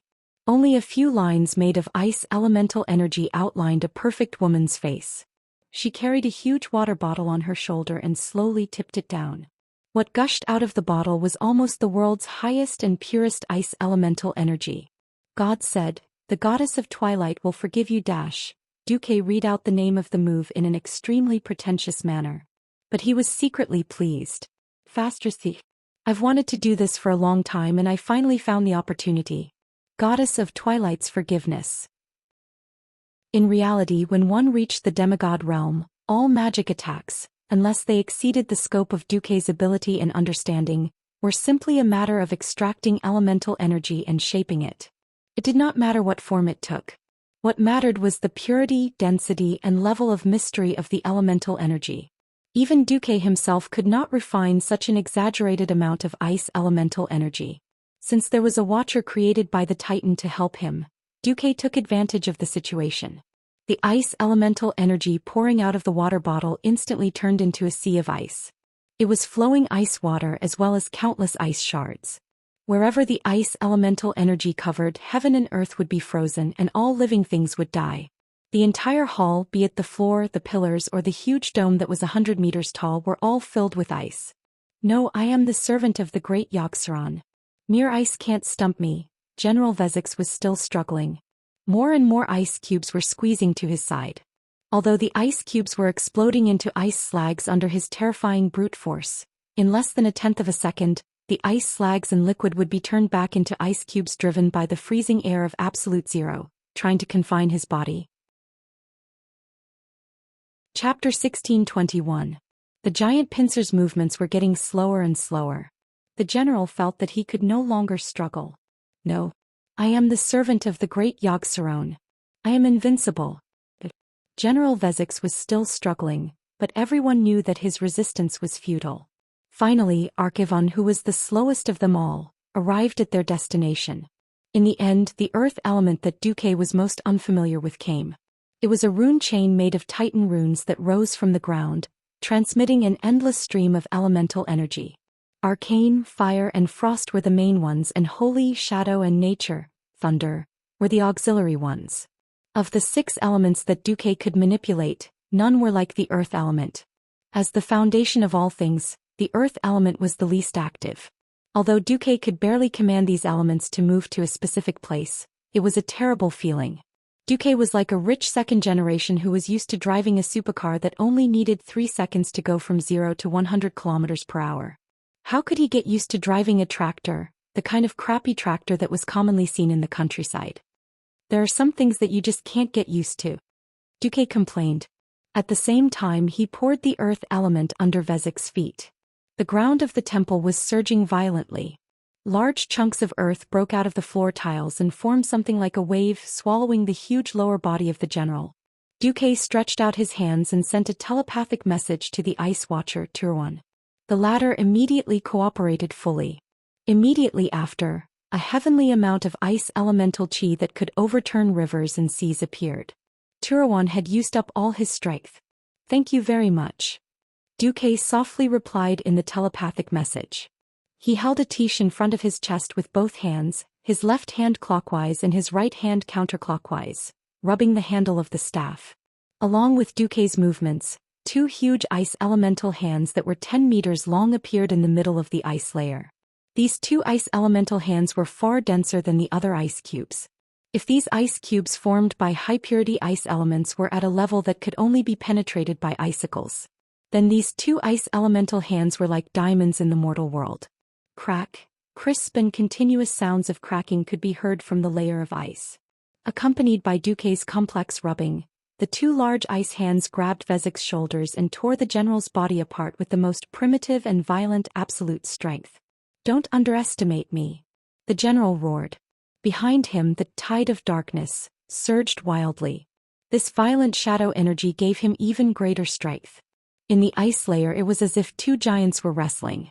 However, Duque's side was even more shameless. Under the continuous struggle of strength, the frost elements unrestrainedly squeezed in through every hole and crevice on the general's body, wantonly destroying the general's nerves, muscles, and blood vessels. Xianxia's subordinates, faceless, have a strong vitality. However, the destructive power of the frost element was on a cellular level. The low temperature of absolute zero could easily freeze the water in the cells. When a unit of water is turned into ice, the ice occupies a larger volume. When the water in the cells turns into ice, the cells will burst from the inside out. At first, General Vezek didn't notice it, just as it was difficult for the human body to notice the withering of a certain hair. Gradually he realized something was wrong. The numbness from his limbs made him instinctively feel that something was wrong. He wanted to seek energy and replenish his cells through the mark of the faceless, but bitterly found that within his range there was only Duque. When all his means of attack were reduced to a joke, the result was already decided. "Hae!" Duque shouted. The general's carapace, which had been largely eroded by the frost elements, couldn't withstand the double effect of the cold and the tremendous force. Just as Duque shouted, the general's hammer-like pincers were the first to be torn off. Ah! Vezek's huge body struggled to shake. It was an instinctive struggle. No matter how he screamed, he couldn't stop the two large pincers from being dragged by the ice hands into this icy hell. Then there were the two thick legs. Any one of his legs could be used as the main beam of Agrimar's King's Valley hull, but after his body was eroded by the frost and became cold and brittle, he couldn't resist the tremendous force from the ice hands. The frost magic circuit in Duque's body had been operating at its maximum speed. Even with his strength, it was a huge burden to use such a large amount of ultra-high purity frost elements. Now it all depended on who could hold on longer. Humph! A cold snort. The ice hands exerted force again and tore off his left thigh. 3 seconds later it was his right thigh. His tail, which was as thick as a drill, followed closely behind. Finally, it was Vezek's ridiculous wings, which looked like 6 crab legs. When Duque finished all this, the ultra-high-density condensed frost elements from the floor to the dome in the hall suddenly exploded. Bang! Crisply and neatly, all the ice turned into crystal dust and was expelled by the evil energy that enveloped the entire Outer Guardian Temple. Of course, everything was settled. Awoo, awoo, General Vezek, who had been insufferably arrogant a few minutes ago, now looked extremely miserable. Apart from his head, all his limbs had been torn off and turned into a human stick. Oh no, a lobster stick. At this time, even the shell of his body had been completely destroyed by the frost elements, leaving only a ball of white, tender, and bloodshot flesh. He looked like a fat worm. As the largest hole in his body, his facial features had been thoroughly invaded by the frost elements and were completely distorted. Haha, why do I suddenly feel that this guy looks a little interesting? Kolalan, who had been severely injured, was the most gloating. With heavy footsteps, the 4 great watchers surrounded him. Archivon asked, "What do we do now?" "Before we take care of the other 3 guardians, I'll leave this place to you too," Duke ordered. "No problem. Everything is for the Creator." Archivon pounded his chest. Duque glanced at General Vezek, who was wriggling on the ground like a worm. "As for him, if his limbs grow out again, pull them out. But we can't let him die prematurely." "Hehe. Happy to help." Kolalan grinned hideously. He stretched out his big hand that was covered in blazing flames and touched it. He tore off a large piece of flesh that was growing rapidly on the general's arm and completely destroyed it. Chapter 1622. "I'm just afraid that he'll use other means to inform Yogg-Saron," Turawan added. "It's fine." Duque chuckled. "I'll leave this to you, Isra." A soft voice came from the void. If Isra, the dragon aspect who controlled the Emerald Dream, was allowed to suppress Yogg-Saron, something might really happen. But she was more than enough to suppress an ancient god's servant and prevent it from sending out a warning signal without participating in the battle. Phew. Letting out a long sigh of relief, Duque finally had the time to sense the situation on the other battlefields. Queen Sylvan's battle against the Guardian of Life, Freya, had just reached the point of killing the first Elder Ancient Tree. After carefully sensing the elemental reserves of both sides, Duque was relieved. On the other side, in the severe winter hall, Xianxia and Vashti were up against Hodier, the guardian of the Temple of Winter. There was not much suspense in the battle here. Xianxia was not weak to begin with, and with Vashti, who was also a demigod, with two bosses ganging up on one boss, Duque felt a little embarrassed. Once upon a time, Duque had also been worried about the cooperation between these two. After all, they were used to working alone. One was a princess and the other was a Naga queen. They were proud from the bottom of their hearts. Apart from Duque, they were not convinced by anyone. At least he had caught Vashti to tame the dragon together, and after teasing the Naga a few times, he had finally subdued them. At least they would not undermine each other. In the image sent by the magician's eyes, Xianxia was the main attacker and Vashti was the support. If Hodier tried to freeze something, Vashti would remove the seal and use lightning arrows to restrain Hodier. The scales of victory were slowly tipping in the favor of the two women. What they really had to pay attention to was Mimiron. Because they could not wait for Duque, the Alliance of Heroes had already launched an attack on Mimiron on time, according to their previous agreement. From the Temple of Invention, also known as the Temple of Creation, the great inventor Mimiron still brought his black technology equipment and weapons. In terms of his main body's battle prowess, Mimiron was just trash. Miss Sally Whitemane, who was a priest, could teach him a lesson with a hammer. Unfortunately, his underlings were as numerous as the hairs on an ox. Moreover, he had several great killing weapons. First was the heavy infantry tank, the Flaming Beast 2 Malawian Quatches. This thing's appearance was a smaller version of the Flaming Beast that Duque and the others had fought before at the city wall area. The form was the same, but the inside had been changed by Mimiron. The equipment and skills were completely different. Moreover, because this was the interior of the temple, the previous vehicles could not enter. Now the Alliance experts had no choice but to use their physical bodies to deal with this smaller steel beast. When Duke looked over, he saw that Gavin Rad's hair had been set on fire. He had no choice but to cut off his hair and cut off the black hair on his head with a sword. It looked like it was heading towards the Mediterranean Sea. Duque smiled bitterly and held his forehead. What the hell? I've been tricked by a little less spoiler? To avoid arousing suspicion, Duque did not reveal the detailed strategy of Oder to the Alliance this time. All the inside information was leaked by Torim, the traitor. After Loken was killed in Odin and Tyr's absence, as one of the 4 remaining guardians, Torim knew everything about Oder. But that was based on all the known information. Before Torim left Oder, Torim told him everything he knew without holding anything back. Torim didn't know anything about Yogg-Saron. Similarly, he didn't know what Mimiron, who was always tinkering with new inventions, had. The Alliance's hero group encountered Mimiron without any information, and then they were tricked by the shrunken mechanical tank that looked the same. Those are landmines. Don't step on them. Bulang yelled. Audash. There were always people who made mistakes in a hurry, such as Riadaline. She should have been fine when she followed Kalia, who had tiptoed through 2 landmines.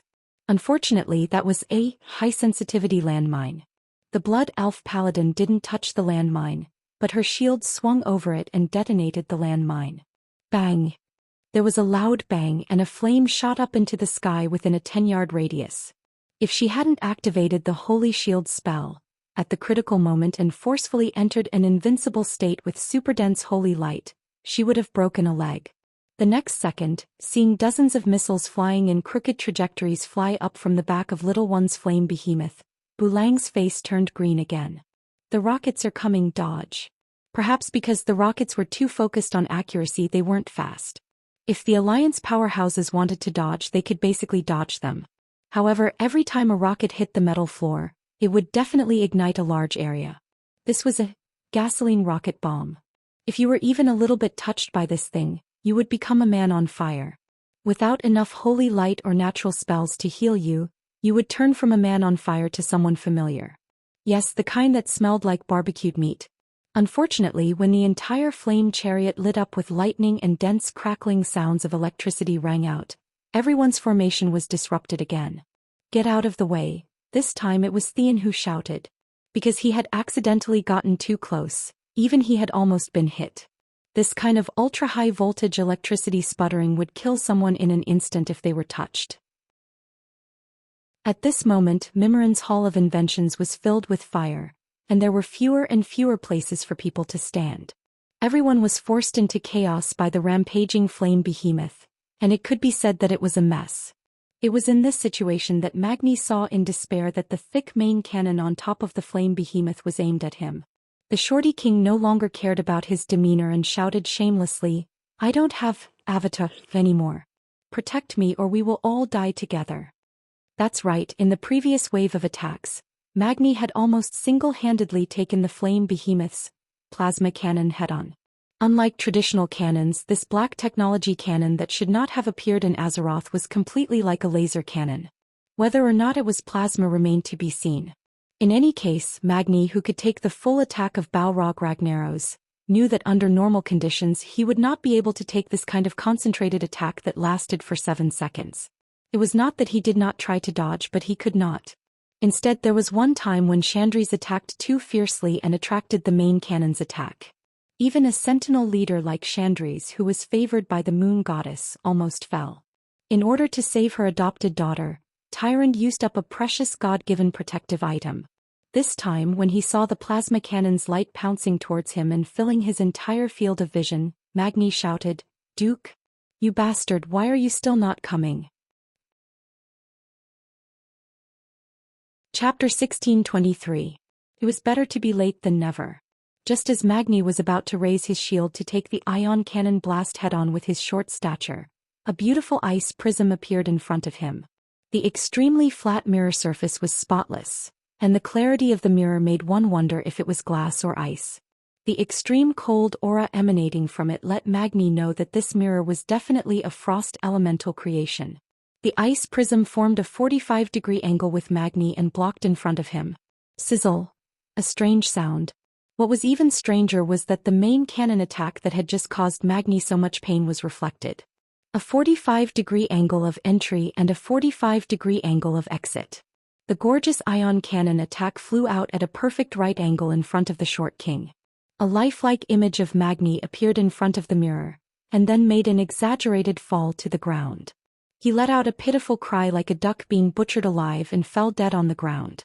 Magni, who was behind the ice prism, was dumbfounded. It was too lifelike. If this illusion wasn't exactly the same as him, and if it was his brother Muradin or Bulang, Magni might have believed it himself. Alright, regardless of whether Magni believed it or not, the giant flaming beast Tumalawin Quatches believed it. Seeing that the human figure in the light of the ion cannon had been completely disintegrated, and that the giant beast's battle result evaluation system showed target destroyed, Mimran casually stopped the energy output of the main cannon. Although he didn't think much of this short mortal who could enlarge his body, the vague sense of threat in his heart made him instinctively try to preserve the giant flaming beast's energy. In the next instant, a bright red outline of a human appeared on the screen in Mimran's control room. The giant beast enemy tracking system's warning sounded. High-energy life form detected. High-energy enemy target detected. Target's combat level is assessed to be demigod. Rating, highly dangerous. Mimran's mechanical eyes, which were the size of goose eggs, instantly focused and narrowed down. Isn't it here now? Anyone would be shocked to hear a voice suddenly reverberating in their ears. But hearing that familiar and lazy tone, everyone calmed down as if they had taken a tranquilizer. Better late than never. Is it done over there? Magni asked. General Vezik's mutant lobster? Duque smirked. Sorry. I sliced him into lobster balls. With a wave of his hand, Duque displayed a three-dimensional projection. In the picture, a big meatball with only a head left was twitching and screaming, because the newly grown limbs would be torn off and destroyed by the bulky guardians. Having strong regenerative abilities was originally a good thing, but in this situation, it was a hellish torture. Mimran's mechanical eyes flashed and no one knew what he was thinking. He raised his mechanical arm and pressed a green button. Poof, puff. The continuous sounds of the lids being opened could be heard. The back half of the flaming beast Mk2's top opened row after row of lids, revealing the spherical red missile heads inside. Duque chuckled. Damn it. Do you really think I've never seen a missile cabin before? Due to the limitations of the era, even someone as sharp as Magni didn't know what those missiles were. Perhaps to the Shorty King they were a new type of cannonball. As a transmigrator, Duke could be influenced by a series of giant robot animations such as Transdimensional Fortress and Gundam. Plus, he had been watching military channels for a long time. If he couldn't even recognize this, then he could drown himself with a bucket of tofu. Mimiron. Show me something new. This stuff of yours isn't enough. Duque stretched out his right hand and snapped his fingers. In an instant, over 100 magicians' hands appeared in the air above the entire workshop. The might of the 100-armed Reaper had reappeared. Whoosh, whoosh, whoosh. The pure arcane missiles hit the warhead before Mimiron's missiles even left the cabin. Mimiron was indeed a genius, but no matter how powerful a genius was, he would not consider many details without going through the test of battle. For example, the safety of the missiles. What if the warhead with the firing mechanism was accidentally attacked prematurely? Bang, bang, bang. Continuous sounds of explosions rang out on top of the raging flame beast's head. One had to know that Mimiron's flaming beast used a napalm rocket bomb. Once the warhead was destroyed, the gasoline inside would instantly splatter everywhere. Not only did it splatter onto the flaming beast's head, but it also seeped into the missile tube. The flaming beast was just a machine, not a fire elemental creature. Whether it was the one guarding the city wall or this shrunken, improved model, they were not immune to fire. Duque destroying the rocket bomb prematurely was no doubt Mimiron had shot himself in the foot. This feeling was definitely exhilarating. In an instant, the Alliance's powerful fighters who had scattered to avoid the rocket bombs all let out strange cheers. Originally, Mimiron still had the landmines, but he hesitated at the last moment. If the rocket bomb could not be launched, then the slower landmines would naturally be intercepted before they could even land on the ground. Mimiron grabbed the steering wheel with both hands and stepped on the accelerator, directly driving the flaming beast towards Duque. At the same time, an intense bolt of lightning was brewing above the flaming beast. The corner of Duque's mouth curved into a mocking smile. Mimiron, if I use magic to defeat you, I'm sure you won't be satisfied. Fine, come on. You attack me with science, I'll defend against you with science. There was no wind elemental energy. What condensed on the flaming behemoth 2 Malawian kwaches was pure electrical energy produced by the battery and generator. Beep beep. On Duque's retina, the system showed that the voltage had reached 10,000 volts. This was a very impressive number. Even if Duque had Gerban's gnome technicians and inventors research electromagnetic coils to generate electricity, there was still a long way to go before high-voltage power transmission. Duque did not know if Mimiron had any talent in other areas, but at least in the field of electricity, Mimiron had won Duque's favor. Damn, if Mimiron hadn't used Titan runes to generate electricity, then he would have made a killing this time. Duque was even more determined to kidnap Mimiron. Duque shouted, "Treasures of God." 36 epic-grade long-handled weapons were thrown out by Duque from his storage bag and stabbed into the hard steel ground with Hand of Magic. Duque waved his hand. Come.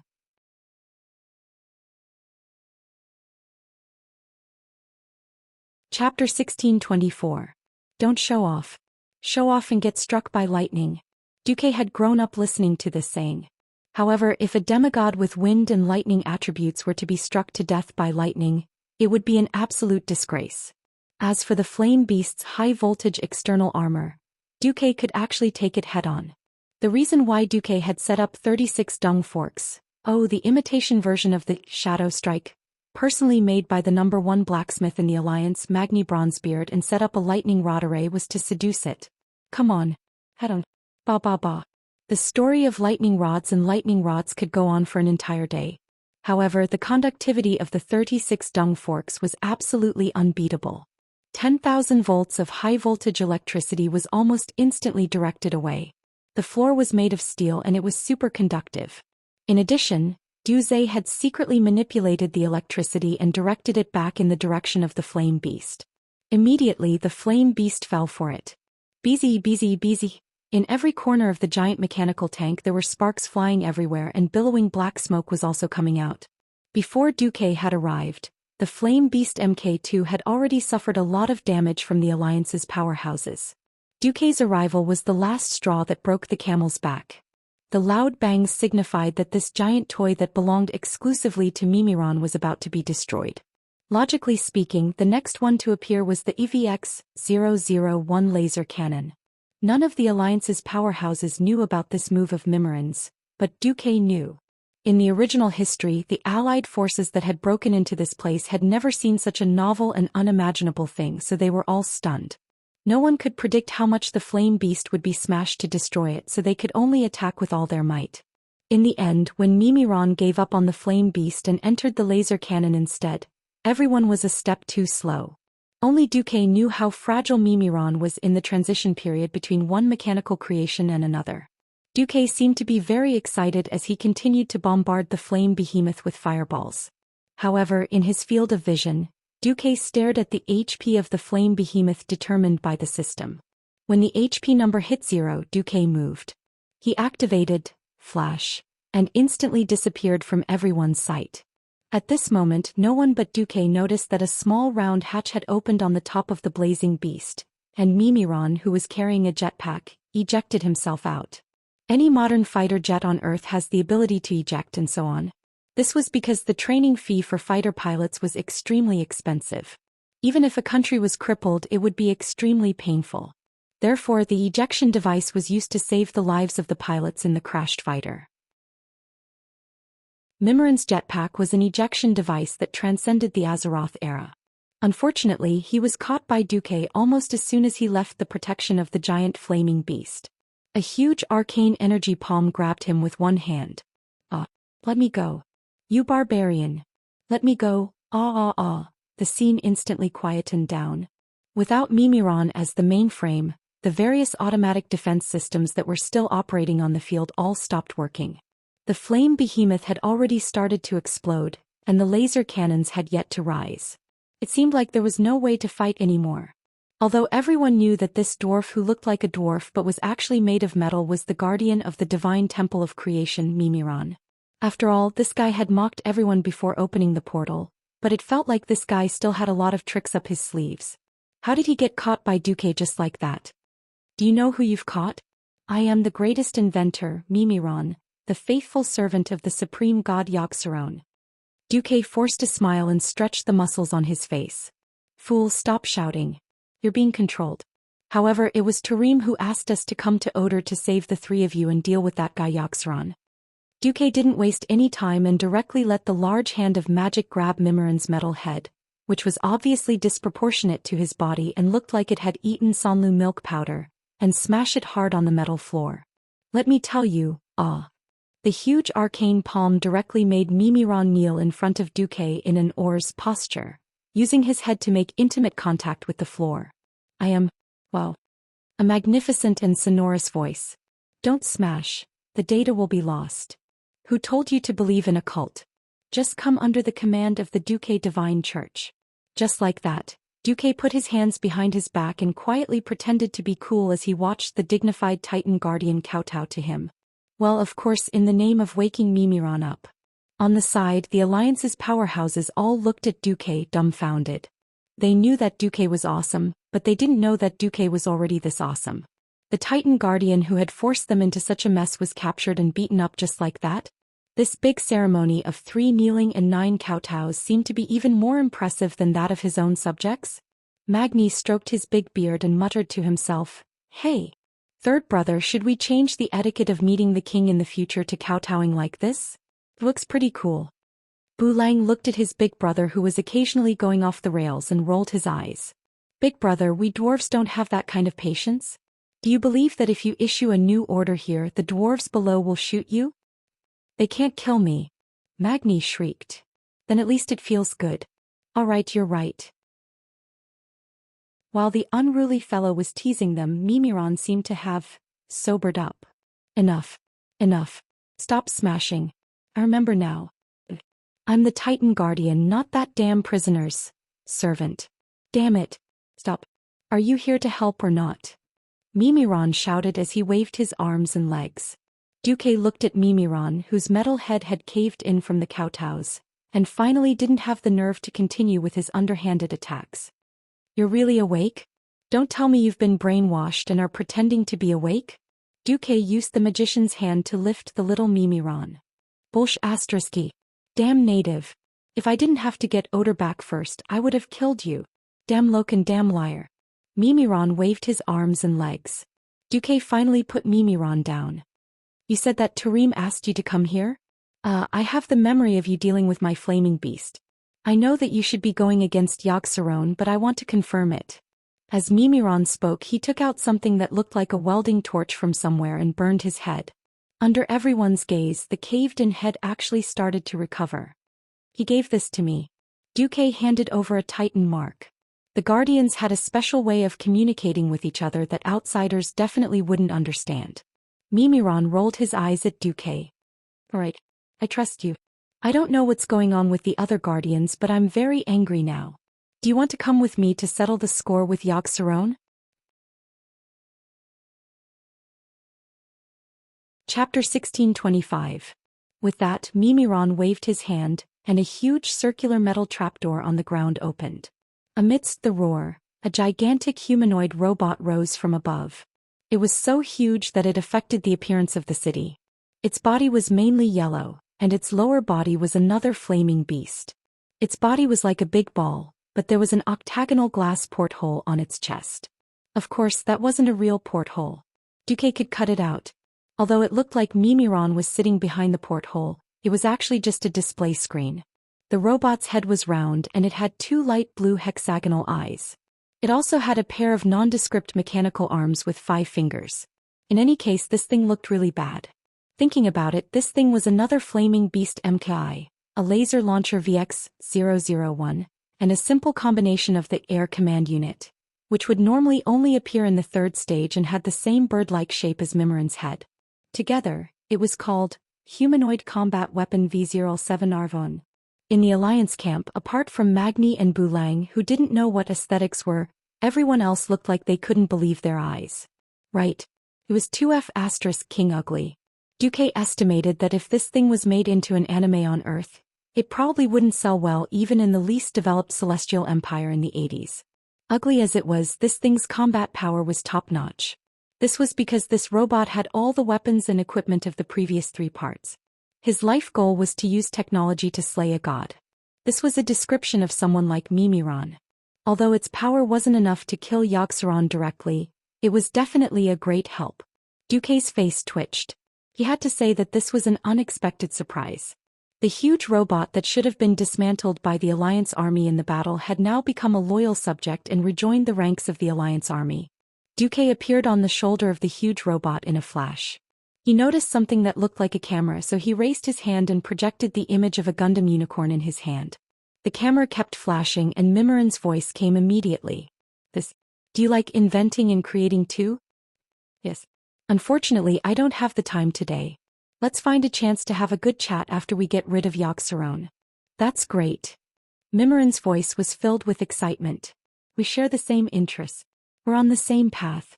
My path is not lonely. Even if he was being controlled, Mimiron still had his previous memories. He suddenly thought he understood how Duque was able to catch him so accurately when he was changing mecha. If he wasn't from my robot faction, how could he possibly have such foresight? If not for the sense of duty that the Titan had planted in his heart driving Mimiron, he would probably have dragged Duque along without a care and chatted with him for 10 days to half a month. The Alliance leaders were all stunned. That's it. Jaina appeared beside Duque and asked. Duque shrugged. What else do you want? Fight for 300 rounds and then wait for Yogg-Saron to come out and kill us all? Boom.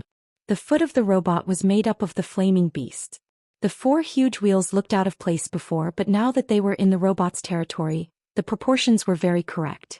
As the robot that Mimiron piloted took the lead and arrived at the center of the Guardian's temple area, Duque suddenly realized that the other 2 sides were almost done at the same time.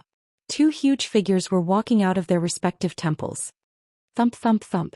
Servanas was standing on the shoulder of the female giant Freya, the guardian of the Temple of Life.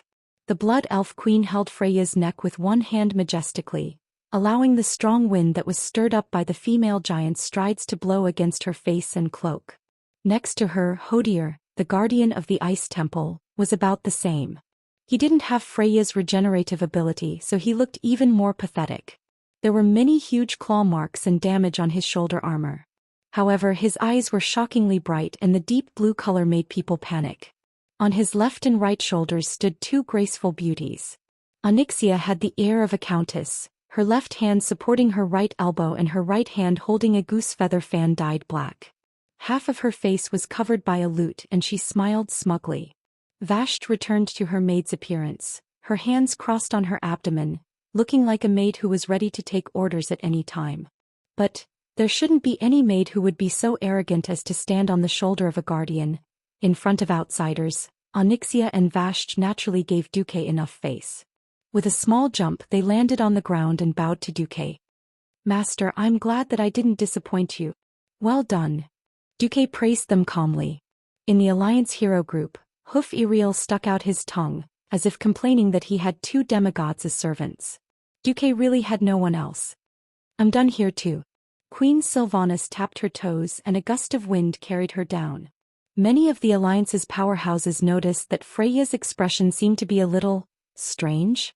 Freya walked past Tarim, who seemed to have withered up and was almost dead. A pair of huge and graceful palms pressed on Tarim's chest, and a surging green brilliance was sent in just like that. The effect was immediate. Tarim, who looked like he had used up all his energy and was about to become a weathered stone statue, began to tremble violently. A few seconds later he coughed 3 times and spat out a large black sticky ball of liquid. "Freya? You're awake?" Freya bit her lip. "Yes. Thanks to the demigod of wind, Sylvanas Windrunner, she used a special method to wake me up. You guys." Tarim still did not seem to believe his eyes. He looked at Hodier, who was a little disheveled, and Mimiron, who looked fine. "I've recovered." Hodier's face was cold. "I don't want to talk about it." Mimiron's metal face did not have any expression at all. There seemed to be electricity surging back and forth between the 4 guardians. That was the unique telepathic communication between the guardians.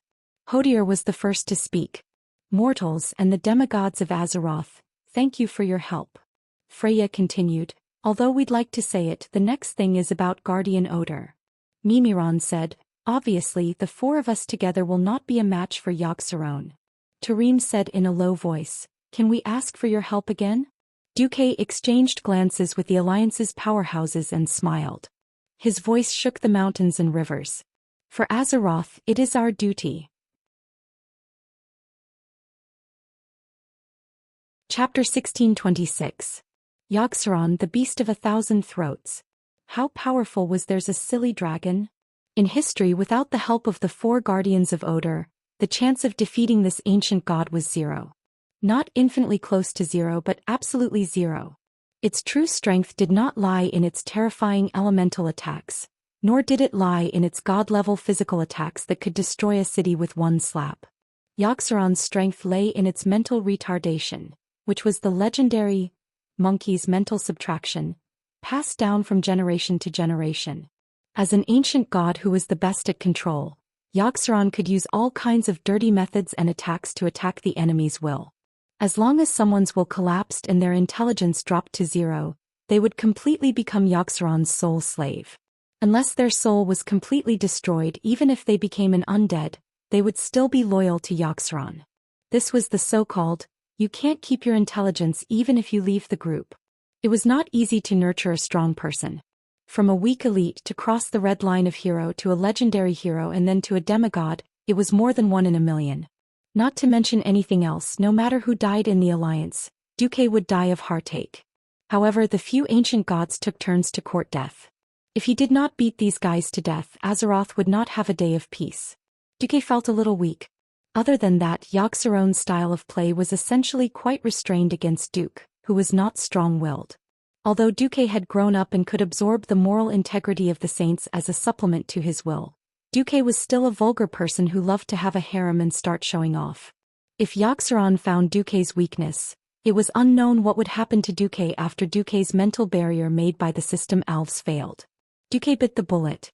With the 4 guardians gathered, Freya was the first to speak. The female giant said, "As long as I can free up my hands, I will help heal everyone." And I know that everyone is most worried about being controlled by Xianxia and losing your mind again. I just contacted Oder's main control computer and loaded a part of the Clean Lorcan's ability. I can summon a few wells of wisdom in battle.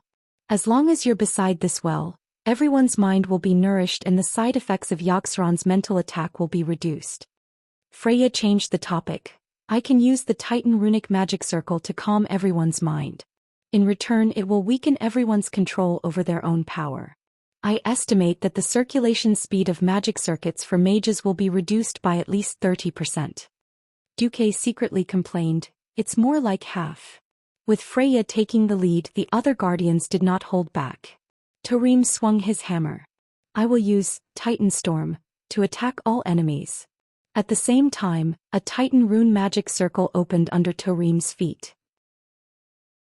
Within the purple lightning, almost everyone could feel that their life force was in a very mysterious and exuberant state. Duque was the only one who noticed that his HP had increased by at least 20%. This was Tarim's secret skill, Thorim's tenacity. When you're in danger, I will use my ice to protect you, Hoder said in a low voice.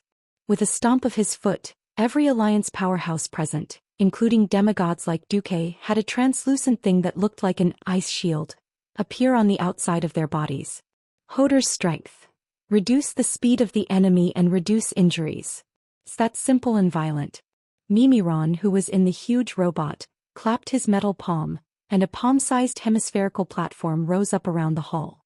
A large pile of metal beads rolled out and quickly rolled to the side of every powerhouse's combat boots. With a click, they buckled onto the boots. Mimiron's divine speed can increase your running speed by 20%. The great inventor forcefully promoted his invention with certainty. Don't tell me it's something like goblin rocket boots?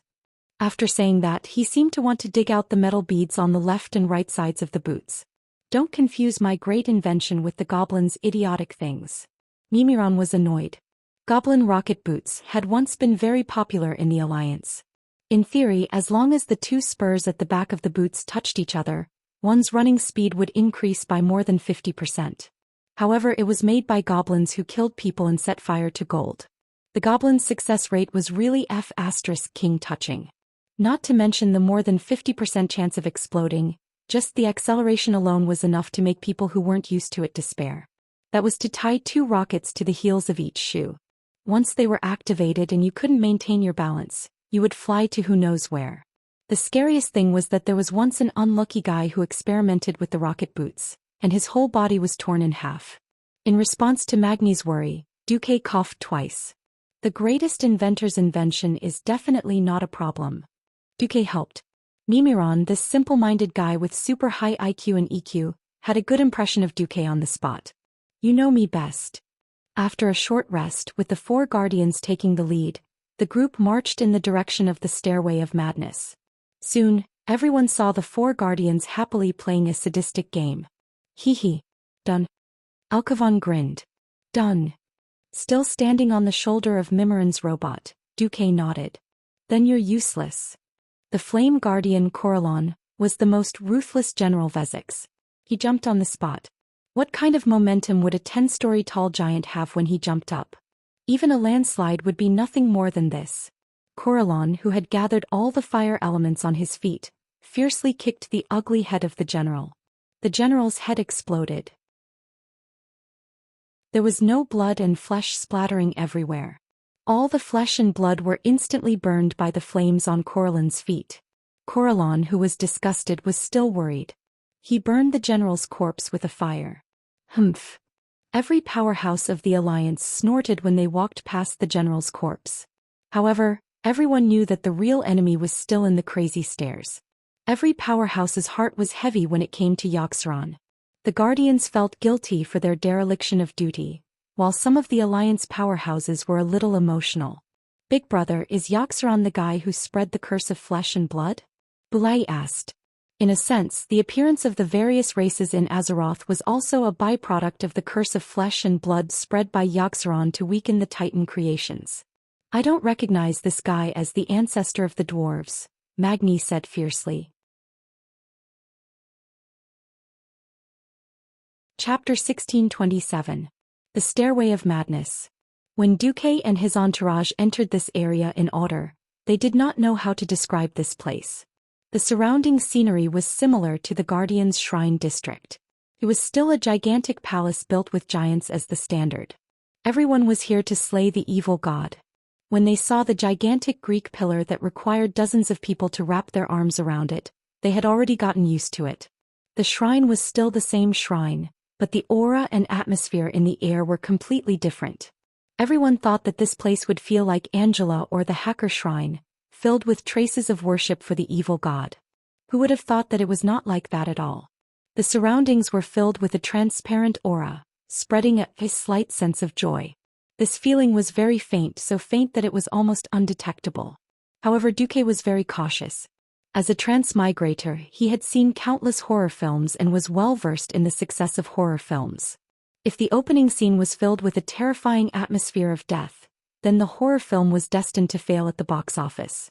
From normal to terrifying, it was a single portion. From happiness to terror and despair, it was not a double portion but 4 or even 10 times the impact. This was the psychological difference from heaven to hell.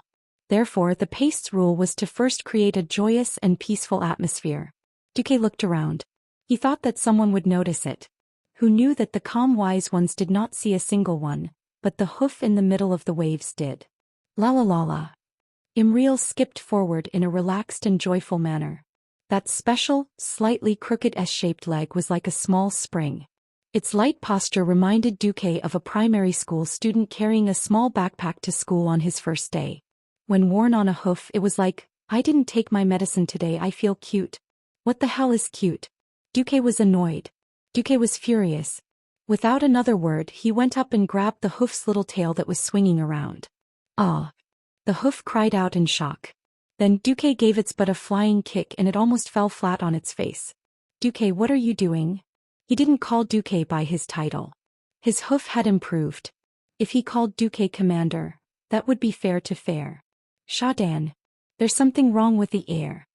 The moment Duque's voice fell, the experts of the Alliance all reacted in unison.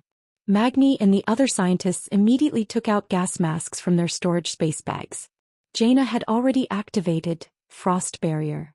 In one breath she expanded the barrier by 100 times, enveloping the entire Alliance hero group. She was already a breaking dawn, so this wasn't too much of a burden. Duque shook his head and said with a frown, No, stop all of them. These things are useless.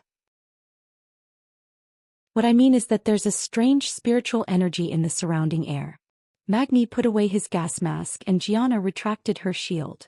But Theon and the others didn't understand. Do a lot of people feel a little happy and delighted? A little. Everyone thought about it. The calmer and more determined a person is, the less likely they are to be influenced. Everyone understood what Duke was trying to say. I don't get it. Magni said with a frown. Theon, Gavinrad, Marid, Riadeline and Imriel are all holy knights.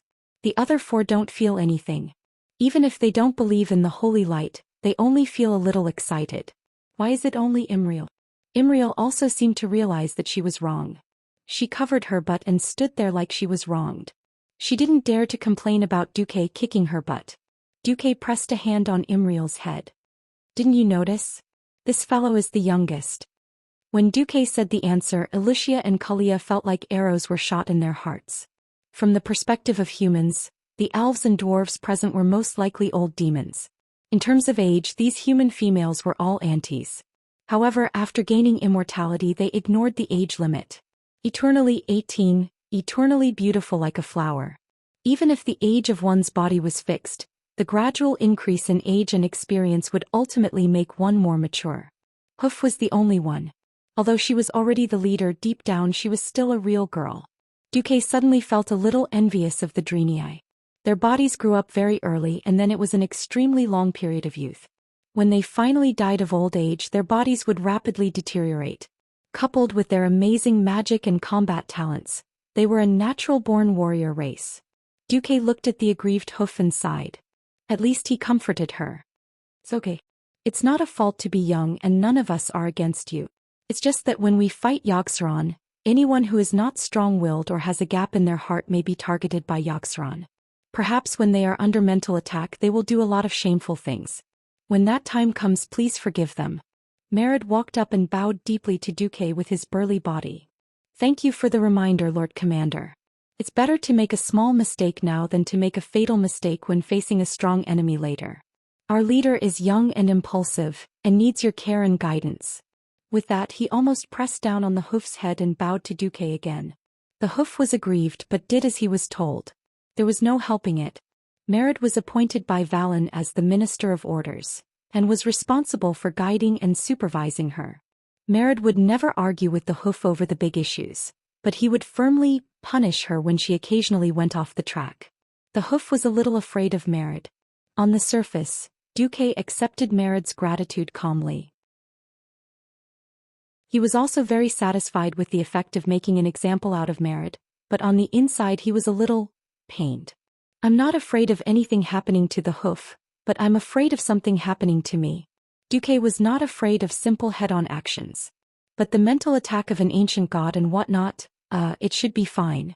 After a little mobilization, everyone finally passed through the hall that was supposed to be General Vezek's stronghold and arrived at the top of the Stairway of Madness, the greatest temple of terror in Otter.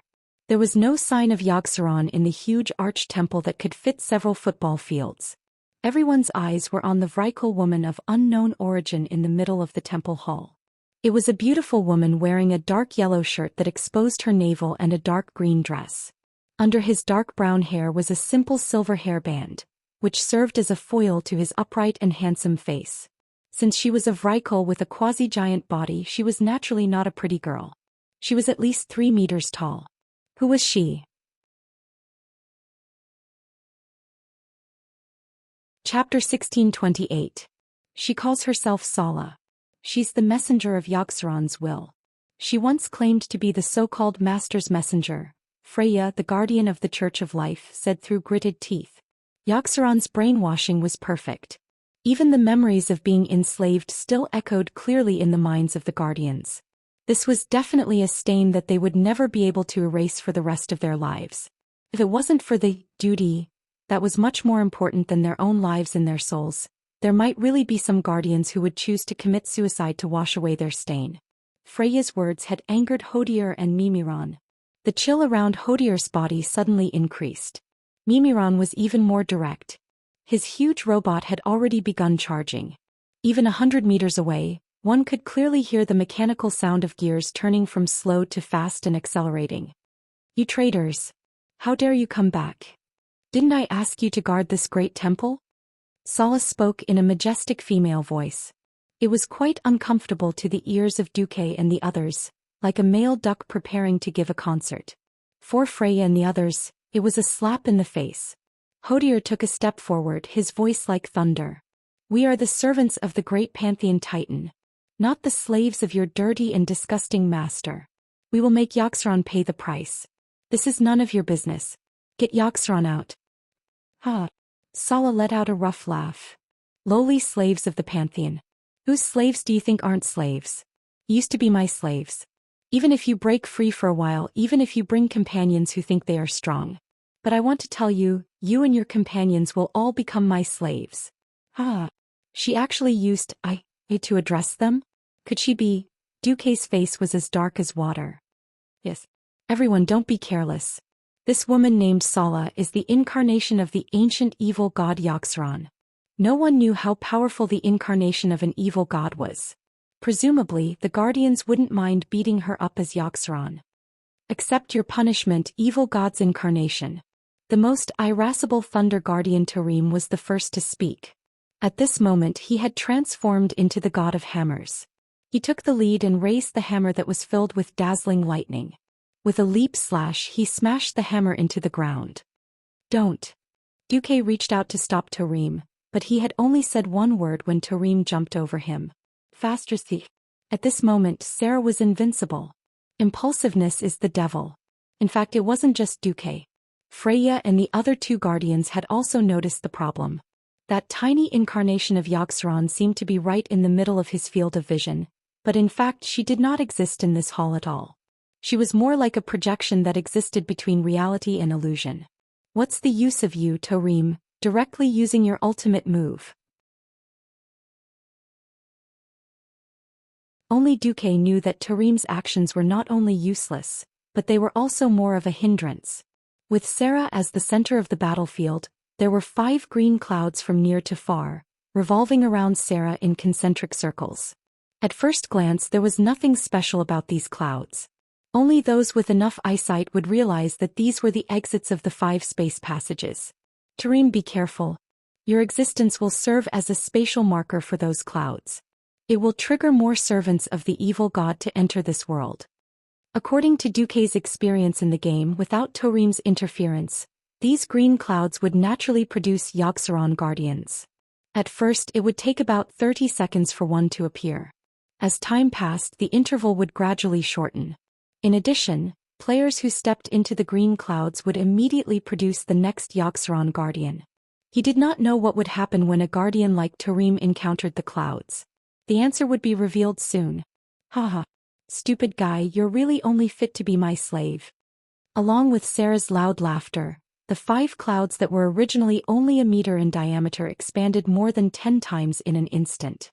From each cloud, a huge figure crawled out, and within a second, the body turned from a translucent illusory state to a solid state. They were 5 humanoid monsters that were at least 4 stories tall. They had purple skin and explosive muscles. Their bodies and lower limbs were still considered human. But their 2 arms were huge octopus tentacles. And their heads were unmistakably octopus heads. Even their chins were a few small tentacles that were constantly twisting. Duque's eyes narrowed into slits. Others might not know, but Duque knew very well that these were all commander-level monsters modeled after the Herald Wolaz, who guarded the ancient kingdom of Ankak. Originally, Sarah could only summon deformed monsters like the Guardians, but because of Tarim's stupid teammate, he directly summoned a boss. Tarim, don't touch those clouds. Also, you deal with the monsters that you created yourself. Duque yelled. Based on the principle of cleaning up one's own mess, Duque was absolutely unwilling to let the Alliance's powerhouses take action. But, before Duque's voice trailed off, something happened. Tarim had even lost his hammer. His eyes were red and he covered his temples with both hands. The veins on his neck and face were bulging and he looked like he was in pain. Oh no. You can't deceive me, Sif is dead. Duque's face darkened. Seeing this scene, of course, he knew that Tarim was under a mental attack. Xianxia began to invade Tarim's mental world through illusions. A 10-story tall giant, not to mention going crazy, even a fart could shake the earth. Duque and the other little ones could only roll as far as possible to avoid being affected by Tarim, who was rolling on the ground. Freya's expression turned ugly. We're in big trouble. Xianxia is familiar with our mental world. If we get too close, there's a higher chance that we'll be re-brainwashed and then controlled. It'll be faster than before. On the other side, Mimiran's huge robot had already popped out 2 palms as grappling claws, grabbed Tarim's shoulder, and dragged him towards the entrance of the hall. Freya summoned a cauldron the size of half a football field. It was a large well of wisdom. She tried her best to resist Xianxia's mental invasion of Tarim. Tarim's veins had subsided quite a bit. As for his combat power, it seemed that he couldn't count on him too much. Tarim, you. Duque wanted to curse and give the word, trash, to this deceptive guardian. In the end he could only sigh. Tarim, you're such a disgrace. Leave the group. Chapter 1629. Come to think of it, Tarim was not to be blamed. Xianxia was not imprisoned in order for a day and a half, but for 25,000 years. There was no such thing as an absolutely perfect prison in the world. No matter how tightly sealed the cage was, there would always be a time when it was damaged and revealed a gap. As the saying goes, guard day and night, it is hard to guard against a thief in the family. After Loken was controlled and completely brainwashed to become a loyal servant of Xianxia, the personalities and past history of the Guardians were no longer a secret. Personality determined fate. For an evil god who was good at mind control, mastering these was equivalent to mastering the key to controlling the Guardians. Without the help of outsiders like Duke, even the 4 Guardians, Tarim, Hodier, Freya and Mimiran, would have been completely brainwashed after being controlled by Xianxia for a year and a half. In the end they would have been beaten to death like how they dealt with Loken. Although the 4 Guardians were now awake, if they could be controlled once, they could be controlled a second time. With Yogg-Saron's familiarity, the second fall would be faster and deeper. Perhaps the second time would not be a simple beating that could wake them up. Sigh. Duque let out a long sigh and his expression immediately changed to one of awe. Let's go. Behind Duque, a slim woman in red suddenly began to transform under Sala's gaze. In the short span of 2 breaths, he had transformed from a tiny human into a massive black dragon. Before the black dragon came over, she took a deep breath. There were so many fire elements in her lungs that even through the thick scales, muscles and bones on her chest, one could clearly see the yellow radiance blooming inside. Deep breath. Blazing flames spewed out from her mouth and nose, looking like a sea of flames. Even the bravest faceless under Yogg-Saron did not dare to take such a terrifying heat head-on. Only the 3 faceless leaders were really unjustly attacked and most of them chose to dodge. However, even with their arms covering their heads and half squatting to eat, the 3 did not die on the spot. Their arms were charred, sticky, and even their flesh had melted together. However, they did not seem to feel pain. When the power of deep breath weakened, they tore their own flesh and rushed towards Xianxia. However, no one noticed that unknowingly, no less than 8 faceless bosses had been separated by Xianxia's big move. Black Dragon Princess was not the slightest bit afraid of the faceless leader monsters. She let out a loud roar and twisted her body. Her 10-meter-long meteor hammer-shaped tail with a terrifying spike at the end swept across. Immediately, it displayed the momentum of sweeping away 1,000 troops. At least 4 faceless ones' leaders were affected. The first one didn't suffer a direct hit, but the third one was hit by the dragon's tail. His right chest and abdomen immediately became a bloody mess. Just because the first one didn't receive a direct hit didn't mean that it was fine. He was also swept away like a bowling ball. It was only at this moment that everyone was shocked to discover that the 4 fellows who had been swept had actually separated into 4 directions and thrown themselves out of the battle circle, rolling in front of the 4 great guardians. Holy shit. Amazing. Don't even think about slacking off today. Gavin Rat smirked. At this time everyone finally saw it. Xianxia, this seemingly fierce but actually a bit cowardly so-called guardian dragon, simply did not have the mind to fight with her life on the line. Her fighting style had always been from the heart. Well, all in all, it was cowardly. But she had thick skin and thick flesh. If she wasn't at the front, would it be Kalia holding a hammer and leading the charge? Therefore, with a big move, she directly scattered the opposite side, and then sat in a row to divide the fruits. Each guardian odor got a leader-level faceless one. Her subtext was clearly, "Didn't you say you can't get close to Yogg-Saron? Can't you just deal with its little brothers? Come, one each, don't even think about taking a break." Freya was the first one to see through this trick. Being accused of slacking off in public was a disgrace for a guardian. The female giant's face was filled with shame and anger, but she couldn't do anything. The female giant fiercely stomped her foot, and the faceless one leader in front of her immediately trembled. The earth attribute attack of tremor of earth made the faceless one unable to stand steadily. "Come out, my ally."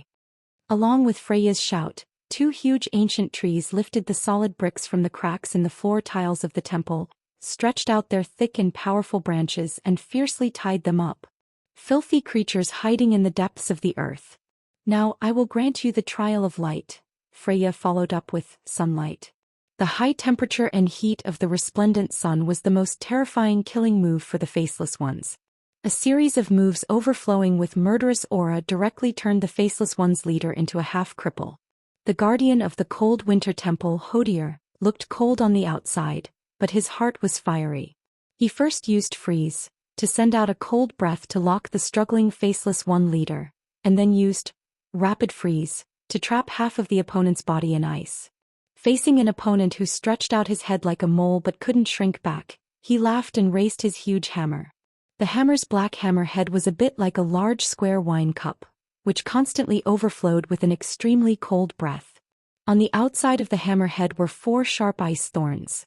When Hodier's ultimate skill, Freezing Bash, smashed down, a miraculous scene unfolded. The faceless one leader's head exploded like a rotten watermelon. All the flesh and blood splashed in all directions, but before they could fall to the ground, they were completely frozen in midair.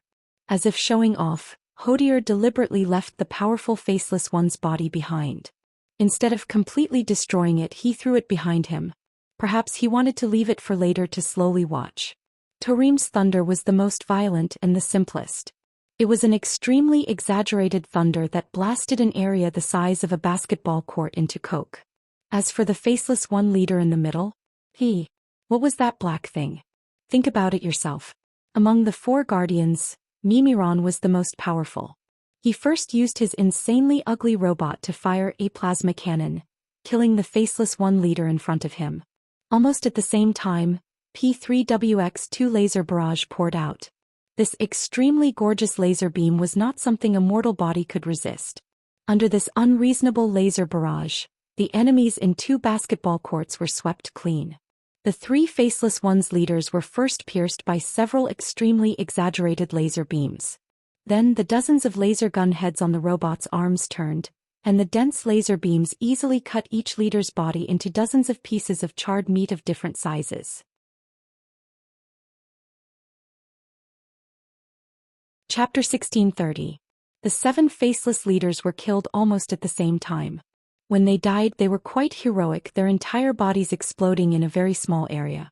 Not only did flesh and blood splatter everywhere, but it also set off a strong shadow energy storm. It was a good thing that the guardians were so powerful. However, Duque couldn't help but curse in his heart. Damn it! What the hell are you doing? Isn't this a trap? When Duke saw the mocking curve of Sarah's mouth that threatened to rise, he was angry. Yes, these faceless leaders looked very powerful, and the shadow energy fluctuations on their bodies were also amazing. If it was a 5-person elite team of professionals, it would take a lot of effort to deal with any one of them. But don't be mistaken, these guys were just cannon fodder. There were as many cannon fodder as one wanted to buy time. As long as enough time was bought, Xianxia could come to the modern world in its complete form. Only a rich and overbearing veteran evil god like Xianxia, who had as many underlings as dogs, could use a monster leader as cannon fodder. However, Duque was anxious and couldn't say it in advance. The guardians were not so easy to fool.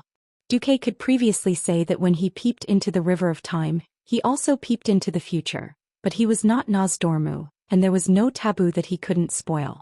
If Duque spoiled it, it would be hard to explain later. It was fine now that everyone was united.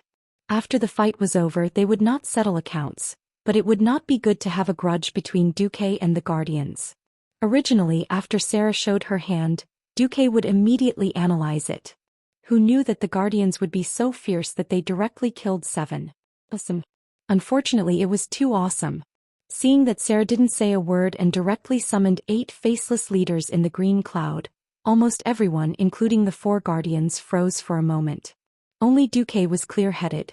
He slammed Atish, and the guardian's divine artifact staff suddenly swayed on the ground with a circle of blue ripples. Duque shouted, "Don't make a mistake. Your enemy is not Xianxia's minions, but its incarnation. Those guys have a lot of space beacons on them, let them die next to Sarah." Explode his mother. We can't let Xianxia come out in a complete state. You're very good. Sala, who had her secret exposed, was naturally furious. Her long hair began to flutter even though there was no wind. Her dark brown hair formed a terrifying mouth full of fangs in the air, as if it was about to swallow someone whole. Sarah waved her arms and a mass of pitch-black shadow energy was thrown out. Shadow energy gave the impression of coldness. However, the energy that Sarah threw out was mixed with a sense of blazing anger. The constantly tumbling black energy was thrown into the air, directly divided into 9, and shot toward the 9 faceless leaders like electric bolts. At a speed visible to the naked eye, the bodies of the 9 leaders, which were already not small in size to begin with, became bigger on the spot. Their height had increased by 1 meter, but the greatest increase was still in their tentacle arms. If they were octopus-like tentacles before, they were now like the arms of a Qilin. From a whip to a hammer, the increase in physical attack power was simply terrifying. Several paladins who were originally going to be the MT jumped in fright. Seeing the Qilin arms smashing down, the paladins all hurriedly dodged. Only Magni was the most miserable. After using Avatar to become bigger, his agility also decreased greatly. He couldn't dodge at all. He used his shield to block the punch and his arm almost broke. What the hell? Shorty King cursed. The enemy's attack suddenly increased. Duque naturally knew what was going on. This was Wrath of Sala, directly giving his own people chicken blood. Although the side effect was quite big, it didn't matter if they were cannon fodder. Fortunately, Wrath of Sala didn't increase the life force of the faceless leaders. However, this was also very troublesome. Right now Duque really wanted Magni to level up. Because among the group of demigods in the alliance, there wasn't a single F*King melee fighter. It wasn't that he couldn't let Sword Emperor in, but now wasn't the time, and Sword Emperor wasn't an MT. Duque's face darkened and he shouted, "Hodier, cooperate with me." Duque, who rolled up his sleeves and entered the arena, was naturally very strong. Originally, it was very difficult for Duque to link with Winter Guardian Hodier just by using Azeroth's ice elemental magic. Don't forget that a while ago, the Big Mouse Duque had been entrusted by Alexstrasza to help Calegos preserve the magic Titan runes that originally belonged to Maligos. In an instant, the ice Titan runes that represented the most primitive of the world began to dance around the two guardians, Duque and Hodier. The Titan energy that represented the most primitive of the world's laws only lasted for a tenth of a second before it surged. Even though it wasn't specifically targeted at the Alliance powerhouses, the absolute zero level of freezing air that spread throughout the hall was still a little unbearable for the Alliance powerhouses. "Come closer to me." The former elf Prince Kale, that's shouted, and then he released 5 spinning golden flames around him. The seemingly small flames kept circling 10 meters away from Kale, that's drawing out a heart-like area that was enough to resist the cold outside. Onyxia also knew that Duque was taking care of the Alliance powerhouses. Her dragon eyes blinked, and in the end her whole dragon lay down, blocking the shock wave of the cold for the mortals. "Ha!" Duque shouted and suddenly stretched out his right hand. Absolute zero freeze break. An illusory iceberg suddenly appeared in the east, south, west, and north directions. The 4 icebergs collapsed at the same time, setting off a terrifying wave of ice that reached the top of the temple. It was an iceberg formed by the convergence of countless ice elements. It was crushed into powder, instantly frozen, exploded again, and frozen again. This ultimate move that combined physical and elemental double damage suddenly forced the remaining faceless leaders into a dead end. There was no room for resistance. Under the surging impact of the ice wave, they directly collided with each other and were all forced to Sala's side in a messy posture. Sala didn't exist in the present world of Azeroth. The ice wave easily passed through her body and couldn't cause any harm to her. However, the 9 faceless leaders piled up around her, looking extremely strange. What made her even more ashen was that Duque had obviously found her Achilles' heel. Right. As long as these guys died beside Sala, when they self-destructed, Sala's avatar would also be destroyed, and then Yaxaron would be forced out in advance. Smash him to death. My hammer. Tarim's hand flashed with lightning as he once again hoarded the power of lightning on his warhammer. Not only him but the other guardians, Queen Sylvanas, Vashj, and other powerhouses also exerted their strength. No, seeing that things were not going well, Sala let out a mournful scream. Chapter 1631. In fact, the faceless leader also has the ability to make people mentally retarded. However, if they were to be brainwashed so early on, then when Yaxaron's main body came out, there would be no need to fight anymore.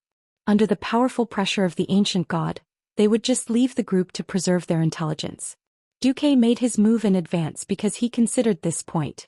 He directly used the ice wave to gather the leader of the faceless ones. In terms of attack output, Duque had never been inferior to anyone, but those 4 silly guardians could not get close, which was a bit of a pain in the ass. Duque did not want a group of onlookers who only knew how to shout 666. Therefore the damage output was left to Tarim and the others. Save your energy, Duque instructed in his own magic circuit. Within a unit area, there was a limit to the number of elements that could be sent from the elemental realm. If the elemental channel was expanded without a limit, it would cause the space in the current world to become unstable. The power of lightning had high attack power, and its instantaneous damage was far above that of fire elemental magic. Unfortunately, even an idiot would know that fire magic was famous for consuming large amounts of mana. Naturally, lightning magic, which had explosive power, was even more ridiculous. 3 hours of charging, 3 seconds of acting tough. Fortunately, Tarim and the rest did not simply use the elements of the elemental world. They used the power that was converted from the Titan series energy of the arcane element. In addition, this was considered half their home field, so the elemental imbalance in the hall was not caused. The scene was still very magnificent. Tarim's lightning, Freya's sunlight, Hodier's ice, and Mimiran's laser. The 4 colors of light mixed together and formed a terrifying destructive energy ball. If he were to unleash these ultimate moves elsewhere, there would probably be a mushroom cloud on the spot. Then passers-by would drink their tea and say, "Today is another day of nuclear annihilation."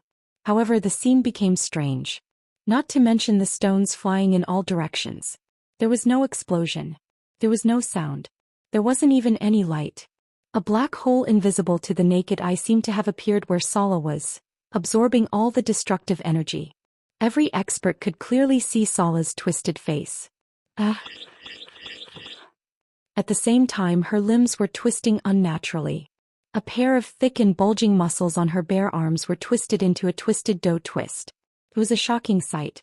It wasn't an action that a normal human or Vrykul could do. However, Sala's eyes spewed out crimson flames, which then turned into balls of thick liquid. In the next second, the so-called slurry turned into some kind of seemingly holy energy. Suddenly, a pair of bright wings burst through the leather clothes on Sala's back and spread out with a whoosh. Sarah had become the battle angel Vrykul. Duque had seen this scene countless times in the game. He didn't think there was any problem before, but now that he was in the world of Azeroth, Duque couldn't help but wonder, damn it, what does the Vrykul have to do with Yogg-Saron? Perhaps the incarnation of Yogg-Saron had already begun to sneak out of Oder 10,000 years ago and spread the seeds of nightmares everywhere. Thinking about the ancient war 10,000 years ago, it was also a group of a few ancient gods who should have been suppressed who caused trouble. Enzos was involved, but Yogg-Saron might have also used mind control or inducement to secretly add fuel to the fire. That was why the High Elves courted death. After thinking about this, Duque didn't find it strange at all. The translucent battle angel hovered above the hall. The Guardians only needed a glance to know that this incarnation had yet to enter the world of Azeroth. She was still an illusory projection. As the battle angel Vrykul waved her arms, the floor in the center of the hall finally reacted. Disperse. There was no need for Duque to shout. Seeing this, the experienced Alliance heroes had already dispersed in advance. Suddenly, all the experts felt an inexplicable fear in their hearts. No one could look away. Everyone's line of sight had been firmly locked by the rapidly distorting space in front of them. The air in the hall was completely still. Whether it was the dust from the battle just now or the smell of blood that should have spread, everything was locked in place. A terrifying radiance surged out from the ground below the battle angel Vrykul hovering in midair. The existence known as evil was gushing out from there. It was silent, quiet, and terrifying.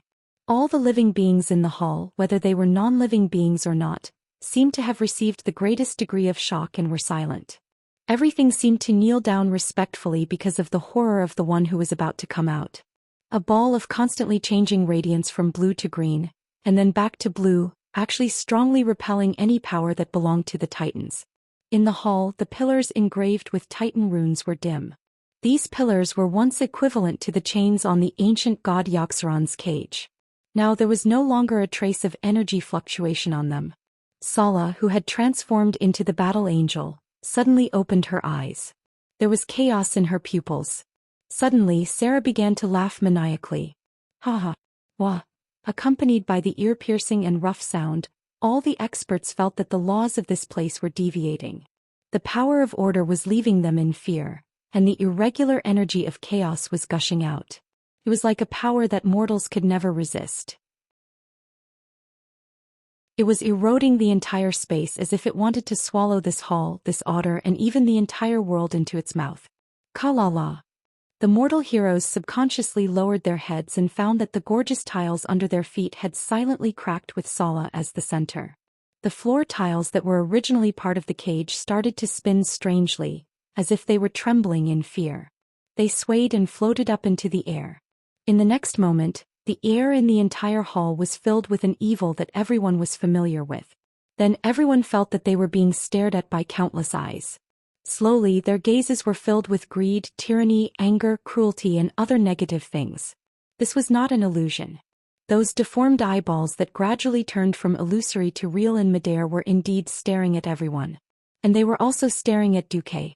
Whether it was Duque or the Guardians, no matter who it was, being stared at by hundreds and thousands of eyeballs was a normal reaction. All the experts felt a chill in their hearts. Immediately, a huge existence began to turn from illusory to real in the center of the hall. A loud voice echoed in the hall and even in Otter. It was the angry roar of the ancient god, the angry roar of the thousand-throated demon. I am a lucid dream. The monster in your nightmares. The demon with 1,000 faces. Foolish mortals and guardians, tremble in my true form. Surrender before the god of death.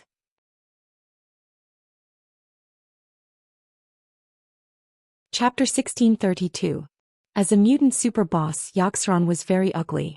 Affecting the city's appearance and scaring children was used to describe a guy like it. In other words, all the ancient evil gods were guys who let down the audience. Previously in the game, Duque felt that Thun, Xianxia and so on were all very ugly. Now that he had encountered it in real life, he realized that Daddy Blizzard's artist had really used Photoshop. The beauty camera and a series of evil spells did not completely show Xianxia's ugliness. Its ugliness was comparable to the Cthulhu evil god. The first impression that Xianxia gave Duque was that it had a big mouth. A super big mouth that was 1,000,000 times more ferocious than a piranha. If it was a human, then its mouth would definitely be the kind that split to the back of the head. The incomparably huge mouth was full of crisscrossing fangs and thin teeth. The longest tooth was 3 stories high, and it would take at least 2 people to wrap their arms around the root of the tooth. Above the big mouth was a toad-like skull. 5 senses. Okay, this thing was not just 5 senses, it should be 1,000 senses. The top of the skull was densely packed with eyes that seemed to be randomly distributed. In fact, they were not eyes. They were small mouths full of fangs. The reason why it seemed to be an illusion of eyes was purely because everyone saw the evil light emitting from the 1,000 throats. When everyone saw it clearly, the ladies were the first to break down. Korea, Gianna, Elugia, and the other queens all looked like they were about to vomit. Even though Duque had secretly prepared them in advance, even though they had all seen Thun's face before, they were still quite disgusted. If they were swallowed by that horrifying big mouth, there would be no bones left. If they were bitten by that small mouth, they would probably not be spared. This kind of horror at such close proximity was not something that could be endured by those who had great courage. Fortunately, one look at its translucent head and they knew that it was unknown whether the Titan's cage was still in effect or for some other reason, but Xianxia did not seem to have truly descended into the modern world. Be careful, Tarim suddenly shouted. A huge tentacle appeared. Rather than saying that it broke through the ground, it was more accurate to say that it broke through space. Even though Duque had given the order early in the morning because the enemy's situation was unclear, the Alliance's heroes were spread out to avoid being wiped out all at once. However, this tentacle still managed to trap a certain someone. Ah, help, the tail is going to break. It broke. Yes, it was his hoof that got hit. As soon as the gigantic tentacle appeared, it curled towards the hoof. However, Imriel's reaction was not slow. He raised his shield and sidestepped the attack. Who knew that even though she was fast, the tentacles would react even faster. As soon as they rushed forward, they whipped back. They couldn't hit the hoof's legs, but they managed to pull the hoof's tail. He was then pulled into the air like a flag being waved by a flag bearer, swaying back and forth in the air. Holy shield. But it's not working. The hoof tried to activate his invincibility, but it was unknown whether he was distracted or brainwashed, but he failed to activate his invincibility. Duque bared his teeth and looked at the hoof that was being swung around. Although he wanted to say that the magical girl and tentacles were a perfect match, and the magic hoof was not bad either, Duque still shouted, Coralon. At first, Duque did not intend to let the 4 guardians of Alcafon's treasury attack. Although the hall on the Stairway of Madness was not small, the space was still limited. If 8 10-story tall giants were all squeezed together, the Alliance's heroes would not even need to fight. Just avoiding them would be difficult. Compared to Alcafon and the others, Tarim and the other guardians of the same size were stronger. However, Tarim and the others' brainwaves had all been successfully decrypted, and rushing forward would be suicide. With no other choice, Duque still used Alcaphon and the others as meat shields for the time being. As soon as Flame Guardian Coralon heard Duque's call, he smashed over with a bursting fireball, directly turning this 3-story tall writhing tentacle into a torch. Storm Guardian Amalon was the second to arrive. Being in charge of the wind element, he had speed that the other giant guardians did not have. Watching a 10-story giant turn into a gust of wind and rush over in an instant, using his palm as a knife to chop off the tentacle with one hand, the shock was indescribable. The hoof was saved. She covered her tail with tears in the corner of her eyes. It was said that a kitten hanging upside down with its tail would easily poop. He did not know if Delaney's hoof would have this reaction when her tail was pulled too hard. Duque did not have time to care about this, because Yaxaron's vicious move was coming again. Dozens of giant tentacles rose from the illusion. They did not actively attack any of the Alliance's powerhouses, but their auxiliary attacks were more disgusting than direct attacks. Black Plague. The plague came to its victims without a sound or warning. Take Gavin Rad for example. Right now this guy felt that he was better off dead than alive. His entire life was gloomy. That terrible feeling was like being infected with syphilis or AIDS, plus his penis was rotting and shortening by 1 centimeter every day. What was even more disgusting was that his whole body was emitting a glow like that of a dog, causing the people around him to stay away from him. I need treatment, Gavin Rad said bitterly. Normal dispelling spells could not save him. Only someone at the level of a bishop could help him. Gavin Rad, don't move. Kalia was rarely domineering. She cast holy light magic. In the air in front of her, a perspective image of Gavin Rad's body appeared. It looked more like an X-ray picture, but it was more detailed. If Duque saw this, he would definitely shout for an ultrasound. Unfortunately, Duque did not have time because he was retarded. When a blue hat was placed on Duque's head, Duque knew that something was wrong. Brain connection. This is a trick of Yaxaron, who is good at mind control. This trick can connect the brains of 2 people who are far away and last for 30 seconds. When the 2 people are more than 20 yards away from each other, both of them will continuously lose life and consciousness. Approaching each other can prevent this effect. However, no one had ever told Duque that connecting to the brain could allow him to peek at the other person's thoughts. In less than half a second, Duque suddenly realized that he could sense the hoof's thoughts. It's over. It's over. I've actually connected to Duke Marcus's brain. Will he punish me? Spank me? Won't let go of my tail? Sob, I keep feeling like he has ulterior motives toward my tail. Duque really wanted to bang his head against the wall and die. Damn, what's wrong with this hoof's brain? Duque's own thoughts were not too worried about being peeped at, because long before he entered the stairway of madness, Duque had already asked the system elf to open the shallow layer of the mental world's defense system. Even if they peeped, they would only be able to see what Duque had set up beforehand. What was playing in his first layer of mental defense? It seemed to be Brainless Sheep and Grey Lady. You're tuning in to the Zhou Xian's Legacy YouTube channel. Don't forget to subscribe and join us on this journey to catch the most captivating stories.